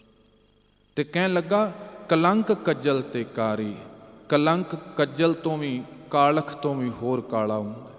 ਤੇ ਮੇਰੇ ਗੁਰੂ ਨੇ ਇਹ ਦੱਸਿਆ ਮੈਨੂੰ, ਗਿਆਨ ਦੇ ਧਾਰਨੀ ਹੋਣਾ ਹੈ, ਪਾਪ ਤੋਂ, ਕ੍ਰੋਧ ਤੋਂ, ਕਲੰਕ ਤੋਂ ਦੂਰ ਰਹਿਣਾ। ਤਾਂ ਦੂਰ ਹੈ ਜੇ ਗੁਰੂ ਦਾ ਬੋਧ ਜੀਵਨ 'ਚ ਵਰਤੇ। ਸਾਹਿਬ ਜੀ ਕਹਿੰਦੇ ਤਿਆਗੇ ਹੋਏ ਨੇ, ਪਹਿਲੋਂ ਪ੍ਰਬੰਧ ਕਰ ਲੈਣ, ਪਹਿਲੋਂ ਮਨ ਨੂੰ ਸਮਝਾ ਲੈਣਾ, ਮਨਾ ਕੋਈ ਗੱਲ ਨਹੀਂ, ਅੱਜ ਜੇ ਕੁਝ ਪਰਿਵਾਰ ਦੇ ਜੀ ਕੁਝ ਹੋਰ ਕਹਿਣਾ ਨਹੀਂ ਮੰਨਿਆ, ਕੋਈ ਗੱਲ ਨਹੀਂ, ਇਹ ਰੱਬ ਦੀ ਬਣਾਈ ਸ੍ਰਿਸ਼ਟੀ ਹੈ, ਸਭਨਾਂ ਦਾ ਸੁਭਾਅ ਵੱਖੋ ਵੱਖ। ਸਾਰੇ ਮੇਰੇ ਵਰਗੇ ਕਿੱਦਾਂ ਹੋ ਜਾਣ? ਬੰਦੇ ਨੂੰ ਗੁੱਸਾ ਤਾਂ ਹੀ ਆਉਂਦਾ, ਮੇਰੇ ਵਰਗੇ ਕਿਉਂ ਨਹੀਂ ਹੁੰਦੇ, ਮੇਰੇ ਵਰਗੋਂ ਕਿਉਂ ਨਹੀਂ ਕਰਦੇ, ਕਿਵੇਂ ਕਰਨ? ਮੇਰਾ ਹਰ ਪ੍ਰਭ ਸੱਚ ਹੈ ਕਿ ਖੇਲ ਰਚਾਇਆ, ਕੋਈ ਨਾ ਕਿਸੀ ਜਿਹਾ ਉਪਾਇਆ। ਮਾਲਿਕ ਨੇ ਤੇ ਰਚਨਾ ਹੀ ਇਸ ਤਰ੍ਹਾਂ ਦੀ ਰਚੀ ਹੈ, ਸਭ ਵੱਖੋ ਵੱਖ ਨੇ। ਸੋ ਪਹਿਲੋਂ ਇਹਦਾ ਪ੍ਰਬੰਧ ਕਰ ਲੈਣਾ, ਬਚ ਜਾਣਾ ਪਹਿਲੋਂ। ਨਾ ਉਮੀਦ ਏਡੀ ਵੱਡੀ ਹੋਏ, ਕੋਈ ਗੱਲ ਨਹੀਂ। ਤੇ ਬਾਬਾ ਫਰੀਦ ਜੀ ਨੇ ਹੋਰ ਨੁਕਤਾ ਦੱਸਿਆ ਸਾਨੂੰ। ਤੇ ਵੇਖੋ, ਕਿਸੇ ਨੂੰ ਸਜ਼ਾ ਦੇ ਦੇਣਾ ਕਿਸੇ ਗਲਤੀ ਦੀ, ਇਹ ਆਮ ਗੱਲ ਹੈ, ਆਮ। ਕਿਸੇ ਦੀ ਭੁੱਲ ਬਖਸ਼ ਦੇਣਾ ਬਹੁਤ ਵੱਡੀ ਗੱਲ ਹੈ। ਫਰੀਦਾ ਬੁਰੇ ਦਾ ਭਲਾ ਕਰ, ਗੁੱਸਾ ਮਨ ਨਾ ਹੰਡਾਏ, ਦੇਹੀ ਰੋਗ ਨ ਲੱਗਈ, ਪੱਲੇ ਸਭ ਕਿਛ ਪਾਏ। ਕਿੱਡਾ ਪਿਆਰਾ ਨੁਕਤਾ ਦਿੱਤਾ। ਜੇ ਗੁੱਸਾ ਮਨ 'ਚ ਨਾ ਹੰਡਾਏਗਾ, ਤੇਰੀ ਦੇਹ ਨੂੰ ਵੀ ਰੋਗ ਨਹੀਂ ਕੋਈ ਲੱਗਣਾ। ਤੇਰਾ BP ਵੀ ਠੀਕ, ਤੇਰਾ ਸ਼ੂਗਰ ਵੀ ਠੀਕ, ਤੇਰਾ ਥਾਇਰਾਇਡ ਵੀ ਠੀਕ, ਸਭ ਠੀਕ ਹੋਏਗਾ। ਫਿਰ ਸਰੀਰ ਵੀ ਚੜ੍ਹਦੀ ਕਲਾ 'ਚ ਹੋਏਗਾ। ਦੇਹੀ ਰੋਗ ਨਾ ਲੱਗਈ, ਪੱਲੇ ਸਭ ਕਿਛ ਪਾਏ, ਤੇਰੇ ਪੱਲੇ ਸਭ ਕੁਝ, ਦਇਆ, ਸਤ, ਸੰਤੋਖ, ਨਾਮ, ਕਿੰਨੀਆਂ ਬਰਕਤਾਂ ਵਰਤ ਜਾਣੀਆਂ।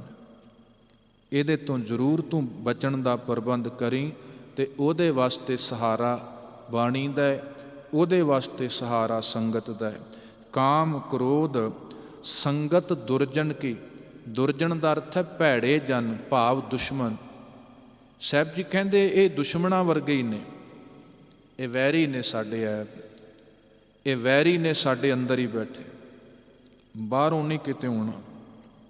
ਗੁੱਸਾ ਕੋਈ ਫੌਰਨ ਦੀ ਘਟਨਾ ਨਹੀਂ ਹੈ ਵੀ ਬਾਹਰੋਂ ਆਪਾਂ ਕਈ ਵਾਰ ਕਹਿ ਦਿੰਦੇ ਮੈਨੂੰ ਗੁੱਸਾ ਆਉਂਦਾ ਹੈ, ਆਉਂਦਾ ਨਹੀਂ।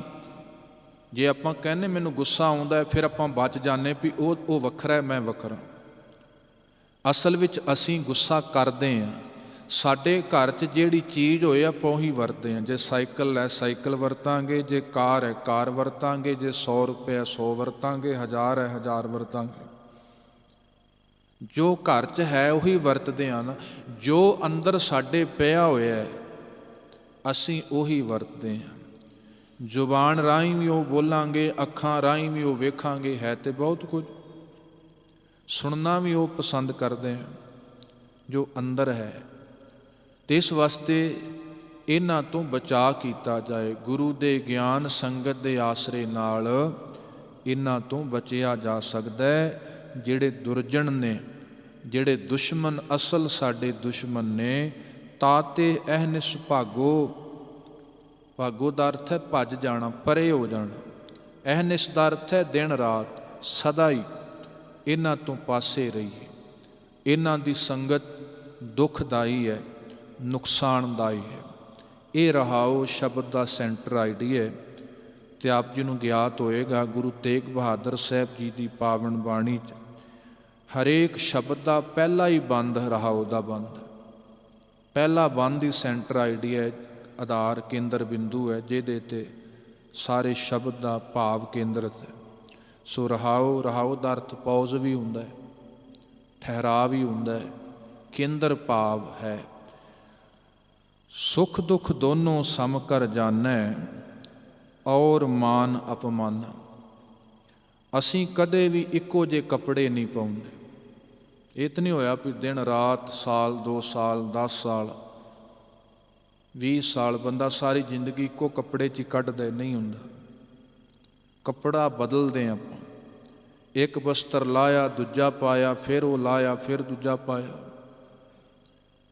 ਸਤਿਗੁਰੂ ਜੀ ਕਹਿੰਦੇ ਇਸੇ ਤਰ੍ਹਾਂ ਇਸ ਜੀਵਨ ਵਿੱਚ ਦੁੱਖ ਅਤੇ ਸੁੱਖ ਬਸਤਰ ਨੇ। ਸੁੱਖ ਦੁੱਖ ਇਹ ਦੋਨੋਂ ਜਿਹੜੇ ਨੇ ਇਹ ਬਸਤਰ ਵਰਗੇ ਨੇ। ਦੋਏ ਦਰ ਰੱਬ ਦੇ ਦਰ ਤੋਂ ਸੁੱਖ ਦੁੱਖ, ਦੋਏ ਦਰ ਕੱਪੜੇ, ਰੱਬ ਦੇ ਦਰ ਤੋਂ ਕੱਪੜੇ ਮਿਲੇ ਨੇ। ਪਹਿਰੇ ਜਾਏ ਮਨੁੱਖ, ਕੌਣ ਧਾਰਨ ਕਰਦਾ ਮਨੁੱਖ, ਅਤੇ ਆਪਾਂ ਕੌਣ ਆ? ਮਨੁੱਖ ਹੀ ਹਾਂ। ਹਾਂ, ਜੇ ਸੰਤ ਦੀ ਪਦਵੀ 'ਤੇ ਹੈ, ਗੁਰੂ ਦੀ ਪਦਵੀ 'ਤੇ ਹੈ, ਜਿੱਥੇ ਫਿਰ ਇਹਦੇ ਪ੍ਰਭਾਵ ਤੋਂ ਰਹਿਤ ਹੋ ਜਾਂਦਾ ਹੈ, ਮਨ ਨਹੀਂ ਕਬੂਲਦਾ ਪ੍ਰਭਾਵ। ਆ ਭਾਈ ਸਾਹਿਬ ਸਿੰਘ ਜੀ ਜਿਨ੍ਹਾਂ ਨੇ ਪਾਵਨ ਬਾਣੀ ਦਾ ਸਟੀਕ ਕੀਤਾ, ਤੁਸੀਂ ਜੀਵਨ ਪੜ੍ਹੇ ਉਹਨਾਂ ਦਾ, ਠੀਕ ਹੈ, ਹਿੰਦੂ ਪਰਿਵਾਰ 'ਚੋਂ ਸਨ, ਸਿੱਖੀ ਧਾਰਨ ਕੀਤੀ, ਬੜੀ ਸੇਵਾ ਕੀਤੀ ਉਹਨਾਂ ਨੇ, ਜਿਨ੍ਹਾਂ ਨੇ ਅਸਲ ਉਹ ਸਿੱਧਕ ਰੂਪ ਅੰਦਰ ਸਿੱਖੀ ਪ੍ਰਾਪਤ ਕੀਤੀ। ਅਤੇ ਆ ਪਟਿਆਲੇ ਹੌਸਪੀਟਲ ਦੇ ਬੈੱਡ 'ਤੇ ਉੱਥੇ ਵੀ ਉਹਨਾਂ ਨੇ ਬਹਿ ਕੇ ਬਾਣੀ ਦੇ ਸਟੀਕ ਲਿਖੇ ਨੇ। ਨਹੀਂ ਤੇ ਰੋਗੀ ਹਾਏ ਹਾਏ ਕਰਦੇ ਨੇ, ਮਰ ਗਏ ਰੋਗੀ ਕਰੇਗਾ। ਪਰ ਕਿੰਨਾ ਸਮਾਂ, ਠੀਕ ਹੈ, ਸਰੀਰ ਦਾ ਦੁੱਖ ਆਇਆ, ਰੋਗ ਆਇਆ, ਪਰ ਮਨ ਕਿੰਨਾ ਚੜ੍ਹਦੀ ਕਲਾ 'ਚ ਹੈ।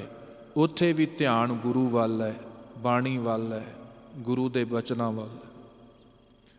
ਇਹਨਾਂ ਦੇ ਅੰਦਰ ਤੋਂ ਪ੍ਰਭਾਵ ਤੋਂ ਮੁਕਤ ਹੋ ਜਾਣਾ। ਸਾਹਿਬ ਜੀ ਕਹਿੰਦੇ ਸਮ ਕਰਕੇ ਜਾਣ ਲੈਣਾ ਵੀ ਕੋਈ ਗੱਲ ਨਹੀਂ, ਜੇ ਸੁੱਖ ਆਇਆ ਧਿਆਨ ਦੁੱਖ ਵੱਲ ਵੀ ਰੱਖੇ, ਕੋਈ ਨਹੀਂ।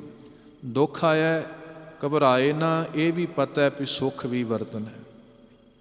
ਇਹ ਸਮ ਹੈ। ਸਾਹਿਬ ਜੀ ਕਹਿੰਦੇ ਸਮ ਕਰ ਜਾਣੈ, ਔਰ ਮਾਨ ਅਪਮਾਨਾ। ਹੋਰ ਕੀ? ਮਾਨ ਅਤੇ ਅਪਮਾਨ। ਜੇ ਮਾਣ ਮਿਲਿਆ ਨਾ, ਜਿਹਨੂੰ ਗੁਰਦੇਵ ਜੀ ਕਹਿੰਦੇ ਜੇ ਲੋਕ ਸਲਾਹੇ ਤਾਂ ਤੇਰੀ ਉਪਮਾ। ਜੇ ਸਾਨੂੰ ਕੋਈ ਜੀ ਆਇਆ ਕਹਿੰਦਾ, ਕੋਈ ਕਹਿੰਦਾ ਜੀ ਆਹ ਫਲਾਣਾ ਆ ਗਿਆ, ਸਤਿਕਾਰਯੋਗ ਆ ਗਿਆ, ਅਧਿਕਾਰੀ ਆ ਗਿਆ, ਕੋਈ ਪਦਵੀ ਮਿਲੀ, ਕੁਝ ਵੀ ਮਿਲੇ, ਜੇ ਜੀ ਆਇਆਂ ਕਹਿ ਰਹੇ ਨੇ, ਸਮਝ ਲਿਓ ਵਾਹਿਗੁਰੂ ਇਹ ਤੇਰੀ ਜੀ ਆਇਆਂ। ਜੇ ਲੋਕ ਸਲਾਹੇ ਤਾਂ ਤੇਰੀ ਉਪਮਾ, ਜੇ ਨਿੰਦੈ ਤਾਂ ਛੋੜ ਨਾ ਜਾਈ।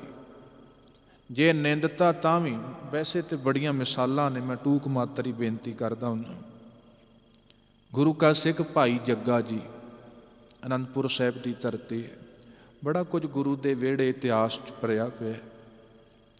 ਸਲਾਉਂਦੇ ਨੇ ਗੁਰੂ ਬਹੁਤ ਥੋੜ੍ਹੇ ਵਕਤ 'ਚ ਹੀ ਗੁਰੂ ਨਾਲ ਇੰਨਾ ਕੁ ਪਿਆਰ ਬਣ ਗਿਆ ਨਾ, ਸਤਿਗੁਰ ਨਾਲ ਲੈ ਕੇ ਜਾਂਦੇ ਸਨ। ਜਿਹੜੇ ਸੀਨੀਅਰ ਸਨ ਉਹਨਾਂ ਨੂੰ ਈਰਖਾ ਹੋਈ ਵੀ ਇਹ ਕੀ ਅਸੀਂ ਇਹ ਕੱਲ੍ਹ ਆਇਆ, ਇਹ ਕਿਵੇਂ ਹੋ ਸਕਦਾ। ਤੇ ਇੱਕ ਦਿਨ ਉਹਨੂੰ ਪਰੇ ਕਰਕੇ ਸਮਝਾਇਆ ਵੀ ਸੱਜਣਾ, ਸਾਨੂੰ 20 40 ਸਾਲ ਹੋ ਗਏ ਨੇ ਇੱਥੇ, ਤੂੰ ਕੱਲ੍ਹ ਆਇਆ, ਥੋੜ੍ਹਾ ਜਿਹਾ ਗੁਰੂ ਤੋਂ ਪਰੇ ਰਿਹਾ ਕਰ, ਨਹੀਂ ਤੇ ਫਿਰ ਤੈਨੂੰ ਮਾਰ ਪਏਗੀ। ਉਹਨੂੰ ਗੁਰੂ ਦਾ ਪਿਆਰ ਸੀ। ਭਾਈ ਜੱਗਾ ਜੀ ਸੇਵਾ 'ਚ ਲੱਗੇ ਰਹੇ। ਇੱਕ ਦਿਨ ਉਹਨਾਂ ਨੇ ਮੌਕਾ ਜਾਣ ਕੇ ਫਿਰ ਡਾਂਗ ਸੋਟਾ ਚਲਾ ਹੀ ਦਿੱਤਾ। ਭਾਈ ਜੱਗਾ ਜੀ ਨੂੰ ਸੱਟਾਂ ਲੱਗੀਆਂ, ਲੱਤਾਂ ਬਾਹਾਂ ਟੁੱਟੀਆਂ। ਧੰਨ ਗੁਰੂ ਗੋਬਿੰਦ ਸਿੰਘ ਸਾਹਿਬ ਸੱਚੇ ਪਾਤਸ਼ਾਹ ਹਾਜ਼ਰ ਹੋਏ। ਜੱਗਿਆ ਕੀ ਹੋਇਆ, ਕਿੰਨੇ ਮਾਰਿਆ? ਕਹਿਣ ਲੱਗਾ ਸਤਿਗੁਰੂ ਜੀ ਕਮਾਲ ਕਰਦੇ ਹੋ, ਆਪ ਹੀ ਮਾਰਨ ਵਾਲੇ ਹੋ, ਆਪ ਹੀ ਹਾਲ ਪੁੱਛਣ ਵਾਲੇ ਹੋ। ਜਿਹੜੇ ਮਾਰਨ ਵਾਲੇ ਸੀ ਸਤਿਗੁਰੂ ਵੀ ਤੇਰੇ ਵਰਗੇ, ਤੇਰੇ ਹੀ ਪਿਆਰੇ, ਤੇ ਹੁਣ ਮਾਰ ਪਈ ਹੈ, ਕੋਈ ਨਹੀਂ। ਤੇ ਸਾਹਿਬ ਜੀ ਕਹਿੰਦੇ ਹੁਣ ਮਨ ਨਹੀਂ ਟੁੱਟ ਗਿਆ ਤੇਰਾ? ਕਹਿਣ ਲੱਗਾ ਨਹੀਂ ਸਤਿਗੁਰੂ, ਹੋਰ ਚੜ੍ਹਦੀ ਕਲਾ ਬਣ ਗਈ ਹੈ, ਜਿਹਨੇ ਤੇਰੇ ਸਿੱਖਾਂ ਕੋ ਮਾਰ ਖਾ ਲਈ, ਹੁਣ ਮੈਂ ਜਮਾਂ ਦੀ ਮਾਰ ਤੋਂ ਬਚ ਜਾਣਾ, ਮੇਰੀ ਸਜ਼ਾ ਭੁਗਤ ਗਈ ਹੁਣ। ਵੇਖੋ, ਇਹ ਨਹੀਂ ਵੀ ਜੀ ਆਇਆ ਨਹੀਂ ਕਿਸੇ ਨੇ ਕਿਹਾ ਚੱਲ ਪਿੱਛੇ ਹੀ ਮੁੜ ਜੀ। ਹੁਣ ਸਾਰੇ ਇਕੱਠੇ ਹੀ ਆਪਾਂ ਗੁਰੂ ਦੇ ਸਿੱਖ, ਸਾਰਿਆਂ ਨੇ ਰਲ ਮਿਲ ਕੇ ਗੁਰੂ ਦਾ ਪਿਆਰ ਹਾਸਲ ਕਰਨਾ। ਜੇ ਸਲਾਉਂਦਾ ਕੋਈ ਤੂੰ, ਜੇ ਕਿਸੇ ਨੇ ਮਾਰਿਆ ਕੁੱਟਿਆ ਤਾਂ ਵੀ ਸਤਿਗੁਰ ਤੇਰਾ ਦਰ ਨਹੀਂ ਮੈਂ ਛੱਡਣਾ। ਜੇ ਪਾਸ ਬਹਾਲੈਂ ਤਾਂ ਤੇਰੀ ਉਪਮਾ, ਜੇ ਮਾਲਕ ਵਾਹਿਗੁਰੂ ਪਾਸ ਬਹਾਲਿਆ ਤਾਂ ਵੀ ਤੇਰੀ ਉਪਮਾ। ਜੇ ਮਾਰ ਕੱਢੇ, ਜੇ ਮਾਰ ਕੱਢ ਪਰਾਂ ਭਜਾਤਾ ਵਾਹਿਗੁਰੂ, ਫਿਰ ਵੀ ਮੈਂ ਤੇਰਾ ਸਾਥ ਨਹੀਂ ਛੱਡਣਾ। ਤੈਨੂੰ ਧਿਆਵਾਂਗਾ, ਤੇਰਾ ਆਸਰਾ ਰੱਖਾਂਗਾ। ਮਾਨ ਅਪਮਾਨ ਤੋਂ ਬਚ ਜਾਣਾ, ਰਹਿਤ ਹੋ ਜਾਣਾ ਬੜੀ ਵੱਡੀ ਗੱਲ ਹੈ। ਇਹ ਸਤਿਗੁਰੂ ਸਾਨੂੰ ਸਾਧਨਾ ਵਾਲਿਆਂ ਨੂੰ ਸਮਝਾਉਂਦੇ ਨੇ ਵੀ ਸਾਧਨਾ ਕਰਨੀ ਹੈ, ਧਰਮ ਹੀ ਅਖਵਾਉਣਾ ਹੈ, ਧਰਮ ਦੇ ਮਾਰਗ 'ਤੇ ਤੁਰਨਾ ਹੈ। ਇਹਨਾਂ ਚੀਜ਼ਾਂ ਦਾ ਪਰਹੇਜ਼ ਬੜਾ ਜ਼ਰੂਰੀ ਚਾਹੀਦਾ, ਜ਼ਰੂਰੀ ਹੈ ਪਰਹੇਜ਼ ਇਹਨਾਂ ਦਾ, ਤਾਂ ਹੀ ਫਿਰ ਆਪਾਂ ਕੋਈ ਪ੍ਰਾਪਤੀ ਕਰ ਸਕਦੇ ਹਾਂ। ਔਰ ਮਾਨ ਅਪਮਾਨਾ, ਸਾਹਿਬ ਜੀ ਕਹਿੰਦੇ ਸੁੱਖ ਦੁੱਖ ਸਮ ਕਰਕੇ ਜਾਣਨੇ, ਤੇ ਮਾਣ ਤੇ ਅਪਮਾਨ ਨੂੰ ਵੀ ਸਮ ਕਰਕੇ ਜਾਣਨਾ, ਇੱਕੋ ਜਿਹੇ ਰਹਿਣਾ। ਤੇ ਸਾਹਿਬ ਜੀ ਅੱਗੇ ਕਹਿੰਦੇ ਨੇ ਹਰਖ ਸੋਗ ਤੇ ਰਹਿ ਅਤੀਤਾ, ਤਿੰਨ ਜਗ ਤਤ ਪਛਾਨ। ਜਿਹੜਾ ਖੁਸ਼ੀ ਗਮੀ 'ਚ ਅਤੀਤ ਹੈ, ਸਾਹਿਬ ਸੱਚੇ ਪਾਤਸ਼ਾਹ ਬਖਸ਼ਿਸ਼ ਕਰਦੇ ਨੇ ਹਰਖ ਸੋਗ ਤੇ ਰਹਿ ਅਤੀਤ। ਜਿੱਥੇ ਖੁਸ਼ੀ ਗਮੀ ਹੈ, ਇਹ ਵੀ ਜੀਵਨ ਦਾ ਇੱਕ ਸਾਡੇ ਦਾ ਪੜਾਅ ਹੈ। ਪੱਥਰ ਨੂੰ ਕੋਈ ਫਰਕ ਨਹੀਂ ਪੈਣਾ। ਜਿਹੜਾ ਸੰਜੀਵ ਹੈ ਨਾ, ਕੋਈ ਬੂਟਾ ਹੈ, ਕੋਈ ਮਨੁੱਖ ਹੈ, ਕੋਈ ਜੀਵ ਜੰਤੂ ਹੈ। ਮੈਂ ਪਹਿਲਾਂ ਬੇਨਤੀ ਕੀਤੀ ਸੀ, ਕਰੋਨੇ ਦਾ ਡਰ ਨਹੀਂ ਹੈ। ਕਿਹਨੂੰ? ਮੁਰਦੇ ਨੂੰ ਡਰ ਨਹੀਂ ਹੈ, ਰੋਗ ਦਾ ਡਰ ਨਹੀਂ ਹੈ, ਭੁੱਖ ਦਾ ਡਰ ਨਹੀਂ ਹੈ, ਕੋਈ ਉਹਨੂੰ ਡਰ ਨਹੀਂ ਹੈ ਕਿਸੇ ਦਾ, ਮੁਰਦਾ ਹੈ। ਜੇ ਜਿਉਂਦੇ ਹਾਂ ਇਹ ਚੀਜ਼ਾਂ ਸਹਾਰਨੀਆਂ ਪੈਣੀਆਂ ਹੀ ਨੇ ਜੀਵਨ 'ਚ। ਜੇ ਜੀ ਰਹੇ, ਹੁਣ ਜਿਉਂਦਾ ਬੰਦਾ ਹੈ, ਉੱਥੇ ਰੋਗ ਦਾ ਵੀ ਡਰ ਹੈ, ਉੱਥੇ ਭੁੱਖ ਦਾ ਵੀ ਡਰ ਹੈ, ਉੱਥੇ ਹੈ, ਕਿਉਂਕਿ ਉਹ ਜ਼ਿੰਦਗੀ ਨੂੰ ਪ੍ਰਗਟ ਕਰ ਰਿਹਾ। ਉਹਨਾਂ ਦਾ ਹੋਣਾ ਇੱਕ ਜੀਵਨ ਨੂੰ ਪ੍ਰਗਟ ਕਰ ਰਿਹਾ। ਗੁਰਮੁਖ ਪਿਆਰਿਓ, ਹਰਖ ਸੋਗ ਦਾ ਹੋਣਾ ਰਹੇਗਾ, ਨਹੀਂ ਮੇਟ ਸਕਦੇ। ਰੱਬ ਦੇ ਪਿਆਰੇ ਵਰਤ ਲੈਂਦੇ ਨੇ ਇਹਨਾਂ ਨੂੰ ਧਰਮ ਦੇ ਮਾਰਗ ਵਿੱਚ। ਹਰਖ ਨੂੰ ਵੀ ਵਰਤ ਲਿਆ, ਸੋਗ ਨੂੰ ਵੀ ਵਰਤ ਲਿਆ। ਦੁੱਖ ਵੀ ਦਾਰੂ ਬਣ ਜਾਂਦਾ ਹੈ ਰੱਬ ਦੇ ਪਿਆਰੇ ਭਗਤਾਂ ਦਾ। ਕੋਈ ਗੱਲ ਨਹੀਂ ਵਾਹਿਗੁਰੂ, ਆ ਦੁੱਖ ਵੀ ਤੇ ਦਾਰੂ ਹੈ। ਕੋਈ ਗੱਲ ਨਹੀਂ ਵਾਹਿਗੁਰੂ, ਆ ਗਰੀਬੀ ਮੁਬਾਰਕ ਹੈ, ਤੇਰਾ ਤੇ ਚੇਤਾ ਆ ਹੀ ਰਿਹਾ। ਬਖਸ਼ਿਸ਼ ਆ ਤੁਸੀਂ ਸਾਰਾ ਇਤਿਹਾਸ ਪੜ੍ਹ ਕੇ ਵੇਖੋ, ਇਤਿਹਾਸਕਾਰਾਂ ਨੇ ਜ਼ਿਕਰ ਕੀਤਾ। ਦਾਰੂ ਸਿੱਕਾ ਨਾ ਸਿੰਘਨ ਪਾਸ, ਬਸਤਰ ਸ਼ਸਤਰ ਕੀ ਨਹੀਂ ਆਸ। ਰੋਗੀ ਅਵਖਦ ਬਿਨ ਮਰ ਜਾਹੇ, ਆਠ ਪਹਿਰ ਮੈਂ ਏਕ ਬਾਰ ਹੀ ਖਾਏ। ਹੁਣ ਘੱਟ ਦੁੱਖ ਹੈ, 8 ਪਹਿਰਾਂ 'ਚੋਂ ਵੀ ਸੁੱਕੇ ਪ੍ਰਸ਼ਾਦੇ ਮਿਲਣੇ। ਘੱਟ ਦੁੱਖ ਹੈ, ਜ਼ਖਮ ਲੱਗੇ ਹੋਣ ਦਵਾ ਹੋਏ ਨਾ, ਦੁੱਖ ਹੈ ਨਾ। ਤੇ ਦੁਸ਼ਮਣ ਚੜ੍ਹਿਆ ਆਉਂਦਾ ਹੋਏ ਗੋਲੀ ਸਿੱਕੇ ਨਾਲ, ਤੇ ਖੁੰਡੀਆਂ ਛੋਟੀਆਂ ਛੋਟੀਆਂ ਤਲਵਾਰਾਂ ਸ਼ਸਤਰ ਢਾਲਾਂ ਹੋਣ, ਪਰ ਫਿਰ ਵੀ ਗੁਰੂ ਕੇ ਪਿਆਰਿਆਂ ਨੂੰ ਆਸ ਸੀ ਗੁਰੂ ਦੀ। ਗੁਰੂ ਕੇ ਪਿਆਰਿਆਂ ਨੇ ਕਿਹਾ ਕੋਈ ਗੱਲ ਨਹੀਂ, ਜਿਸ ਮਾਰਗ ਤੇ ਤੁਰੇ ਆ ਇਹ ਚੀਜ਼ਾਂ ਵਰਤਣੀਆਂ ਹੀ ਹੈ, ਤਾਂ ਹੀ ਤੇ ਤੁਰੇ ਆ। ਗੁਰੂ ਦੇ ਨਾਲ ਹੈ ਯਹੀ ਭਰੋਸਾ ਸਿੰਘਣ ਪਾਸ। ਇੱਕੋ ਹੀ ਭਰੋਸਾ ਸੀ, ਇੱਕੋ ਗੁਰ ਪਰਮੇਸ਼ਰ ਕੀ ਆਸ। ਹੇ ਮੇਰੇ ਮਾਲਕ ਗੁਰ ਪਰਮੇਸ਼ਰ, ਤੇਰੀ ਆਸ ਹੈ, ਤੂੰ ਨਾਲ ਹੈ, ਇਹ ਭਰੋਸਾ ਹੈ। ਕੋਈ ਗੱਲ ਨਹੀਂ, ਇਹਨਾਂ ਦੁੱਖਾਂ ਸੁੱਖਾਂ ਚੋਂ ਵੀ ਲੰਘ ਜਾਣਾ ਸੀ। ਇਹ ਮਾਰਗ ਹੈ ਕਠਿਨ, ਪਰ ਕੋਈ ਗੱਲ ਨਹੀਂ, ਤੁਰੇ ਜਾਵਾਂਗੇ। ਇਹ ਮਿਲਣਾ ਹੀ ਮਿਲਣਾ ਹੈ ਜੀਵਨ ਦੇ ਅੰਦਰ। ਤੇ ਤੁਸੀਂ ਸਾਰਾ ਇਤਿਹਾਸ ਪੜ੍ਹਿਓ ਗੁਰੂ ਸਾਹਿਬਾਨਾਂ ਦਾ, ਭਗਤਾਂ ਦਾ, ਗੁਰਮੁਖਾਂ ਦਾ ਵਰਤਿਆ ਜੀਵਨ 'ਚ। ਜਿਨਨੇ ਬੈਲੈਂਸ ਬਣਾਉਣਾ ਸਿੱਖ ਲਿਆ, ਸੁੱਖ ਵਿੱਚ ਵੀ ਨਹੀਂ ਉਲਰਿਆ। ਸਹਿਜ ਦਾ ਅਰਥ ਹੈ ਉਲਾਰ ਮੁੱਕ ਜਾਣਾ। ਸੁੱਖ ਵਿੱਚ ਵੀ ਨਹੀਂ ਉਲਰਿਆ, ਦੁੱਖ ਵਿੱਚ ਵੀ ਨਹੀਂ ਉਲਰਿਆ। ਐਸਾ ਜੀਵਨ ਬਣ ਗਿਆ ਹੁਣ, ਸਹਿਜ ਮਿਲ ਗਿਆ, ਉਲਾਰ ਮੁੱਕ ਗਿਆ ਜੀਵਨ ਦੇ ਅੰਦਰ। ਤੇ ਸਾਹਿਬ ਜੀ ਕਹਿੰਦੇ ਤਿੰਨ ਜਗ ਤਤ ਪਛਾਨਾ। ਤਿੰਨ ਤੇਸ ਉਸਨੇ ਜਗ, ਜਗ ਵਿੱਚ ਤਤ ਅਸਲੀਅਤ ਪਛਾਨਾ, ਪਛਾਣ ਲਈ ਉਸਨੇ ਜਗ ਦੇ ਵਿੱਚ, ਜੀਵਨ ਵਿੱਚ ਸਾਹਿਬ ਜੀ ਕਹਿੰਦੇ ਅਸਲੀਅਤ ਨੂੰ ਲੱਭ ਲਿਆ। ਹੇ ਸੰਤ ਜਨੋ, ਜਿਹੜਾ ਘਬਰਾਉਂਦਾ ਨਹੀਂ। ਪੋਸੀਬਿਲਿਟੀ ਹੋਣੀ ਚਾਹੀਦੀ ਹੈ ਜੀਵਨ 'ਚ। ਮੈਂ ਬੇਨਤੀ ਕਰਾਂ, ਇਹ ਤੇ ਸਤਿਗੁਰੂ ਦੱਸ ਰਹੇ ਨੇ ਸਾਨੂੰ। ਸਿੱਖਾ ਜੇ ਜੀਵਨ ਮਿਲਿਆ, ਸੰਭਾਵਨਾ ਰੱਖੀ, ਕੋਈ ਗੱਲ ਨਹੀਂ। ਮੁਸ਼ਕਿਲਾਂ ਆਈਆਂ, ਗੁਰੂ ਨੇ ਤਾਂ ਹੀ ਕਿਹਾ ਸਿੱਖੋ ਆਉਣਾ ਸਿਰ ਤਲੀ ਤੇ ਰੱਖ ਕੇ ਆਇਓ। ਇਹ ਮਾਰਗ ਇਸੇ ਤਰ੍ਹਾਂ ਦਾ। ਸੰਭਾਵਨਾ ਰੱਖਿਓ ਜੀਵਨ ਅੰਦਰ। ਤੇ ਪੁਰਾਣਾ ਇਤਿਹਾਸ ਪੜ੍ਹਿਓ, ਇੱਕ ਘਰ ਦੇ ਵਿੱਚ ਮਾਂ ਦੇ ਦੋ ਪੁੱਤ ਹੁੰਦੇ ਸਨ। ਇੱਕ ਨੇ ਗੁਰੂ ਕੀ ਪਹੁਲ ਲੈ ਲਈ। ਕਿਸੇ ਨੇ ਆ ਕੇ ਪੁੱਛਿਆ ਮਾਂ ਕਿੰਨੇ ਪੁੱਤ ਨੇ? ਕਹਿੰਦੀ ਇੱਕੋ ਹੀ ਪੁੱਤ ਹੈ। ਕਹਿੰਦੀ ਦੂਜਾ, ਕਹਿੰਦੀ ਪਹੁਲ ਲੈ ਲਈ, ਅੱਜ ਮਰਿਆ ਜਾਂ ਕੱਲ੍ਹ ਮਰਿਆ। ਇਹ ਮਾਰਗ ਹੈ ਇਸ ਤਰ੍ਹਾਂ ਦਾ। ਪੋਸੀਬਿਲਿਟੀ ਰੱਖੀਏ, ਸੰਭਾਵਨਾ ਰੱਖੀਏ, ਕੋਈ ਗੱਲ ਨਹੀਂ। ਬੱਚੇ ਨੇ, ਪਾਲਣ ਪੋਸ਼ਣ ਅਸੀਂ ਕਰਨਾ ਹੈ, ਠੀਕ ਹੈ। ਕੱਲ੍ਹ ਨੂੰ ਕਹਿਣਾ, ਮੰਨਣ ਨਾ ਮੰਨਣ, ਘਬਰਾਉਣਾ ਨਹੀਂ। ਘਬਰਾਏ ਨਹੀਂ ਸਤਿਗੁਰੂ। ਗੁਰੂ ਰਾਮਦਾਸ ਸਾਹਿਬ ਘਬਰਾਏ ਨਹੀਂ, ਕੋਈ ਗੱਲ ਨਹੀਂ। ਪ੍ਰਿਥੀ ਚੰਦ ਨਹੀਂ ਮੰਨਦਾ ਤੇ ਕੋਈ ਗੱਲ ਨਹੀਂ। ਗੁਰੂ ਤੇ ਸਮਝਾਉਂਦਾ ਹੈ, ਪਾਲਣ ਪੋਸ਼ਣ ਕੀਤਾ, ਠੀਕ ਹੈ। ਅੱਗੇ ਜੋ ਵਰਤਣਾ ਹੈ ਵਰਤ ਜਾਏਗਾ। ਆ ਤਨ ਮਿਲਿਆ, ਸੰਭਾਵਨਾ ਰੱਖੀਏ, ਕੋਈ ਗੱਲ ਨਹੀਂ। ਕੱਲ੍ਹ ਨੂੰ ਬੁਖਾਰ ਹੋ ਗਿਆ, ਐਵੇਂ ਨਾ ਘਬਰਾਈਏ ਵੀ ਹੁਣ ਮਰ ਗਿਆ, ਹੁਣ ਮਰ ਗਿਆ, ਹੁਣ ਕਰੋਨਾ ਹੋ ਗਿਆ, ਹੁਣ ਹੋ ਗਿਆ। ਇਹ ਨਾ ਹੋਏ, ਠੀਕ ਹੈ। ਤਨ ਮਿਲਿਆ, ਸੰਭਾਵਨਾ ਸੀ। ਰੋਗੰ ਤਾਂ ਭੋਗੰ, ਹਰਖੰ ਤਾਂ ਸੋਗੰ, ਠੀਕ ਹੈ। ਉਤਰਾ ਚੜਾ ਜੀਵਨ 'ਚ ਵਰਤਿਆ। ਤੇ ਜਿਸ ਨੇ ਇਹ ਤੱਤ ਨੂੰ ਸਮਝ ਲਿਆ, ਜਿਹੜਾ ਸਾਹਿਬ ਜੀ ਕਹਿੰਦੇ ਘਬਰਾਇਆ ਨਹੀਂ ਜੀਵਨ ਦੇ ਅੰਦਰ, ਉਹਨੂੰ ਜੀਵਨ ਦੀ ਅਸਲੀਅਤ ਮਿਲ ਜਾਂਦੀ ਹੈ। ਉਸਤਤ ਨਿੰਦਾ ਦੋ ਤਿਆਗੈ, ਖੋਜੈ ਪਦ ਨਿਰਵਾਨਾ। ਉਸਤਤ ਨਿੰਦਾ, ਇਹ ਵੀ ਬੜੀ ਵੱਡੀ ਰੁਕਾਵਟ ਹੈ ਧਰਮ ਦੇ ਮਾਰਗ ਵਿੱਚ। ਕਿਉਂਕਿ ਰੱਬ ਵਾਲੇ ਪਾਸੇ ਨੂੰ ਜਾਂਦਿਆਂ ਬੜੀਆਂ ਚੀਜ਼ਾਂ ਰਾਹ ਰੋਕਦੀਆਂ ਨੇ। ਜਾਂ ਕਹੀਏ ਇਹ ਮਾਇਆ ਦੇ ਹੀ ਬਦਲੇ ਹੋਏ ਰੂਪ ਨੇ, ਜਿਹਨੂੰ ਸਾਹਿਬ ਜੀ ਨੇ ਕਿਹਾ ਨਾ ਮਾਇਆ, ਇਹ ਮਾਇਆ ਦੇ ਹੀ ਬਦਲੇ ਹੋਏ ਰੂਪ ਨੇ। ਮਾਇਆ ਰੂਪ ਬਦਲਦੀ ਗਈ, ਹੋਰ ਸੂਖਸ਼ਮ ਹੁੰਦੀ ਗਈ, ਹੁੰਦੀ ਗਈ, ਹੁੰਦੀ ਗਈ। ਹੁਣ ਇਹ ਵੀ ਮਾਇਆ ਦਾ ਇੱਕ ਰੂਪ ਹੈ ਜਿੱਥੇ ਉਸਤਤ ਤੇ ਨਿੰਦਾ ਆ ਜਾਏ। ਸਾਹਿਬ ਜੀ ਕਹਿੰਦੇ ਇਹ ਵੀ ਤਿਆਗ ਤੇ ਦੋ ਤਿਆਗ ਹੈ, ਠੀਕ ਹੈ। ਤਿਆਗ ਦੀ ਗੱਲ ਬੜੀ ਧਰਮਾਂ 'ਚ ਆਈ ਹੈ। ਰੋਟੀ ਤਿਆਗੋ, ਜੇ ਹੁਣ ਭੈਣਾਂ ਨੇ ਸ਼ਾਇਦ ਕੁਝ ਦਿਨਾਂ ਬਾਅਦ ਰੋਟੀ ਨਹੀਂ ਖਾਣੀ, ਇੱਕ ਦਿਨ ਰੋਟੀ ਛੱਡ ਦਿਓ ਜੀ। ਕਾਹਦਾ ਜੀ?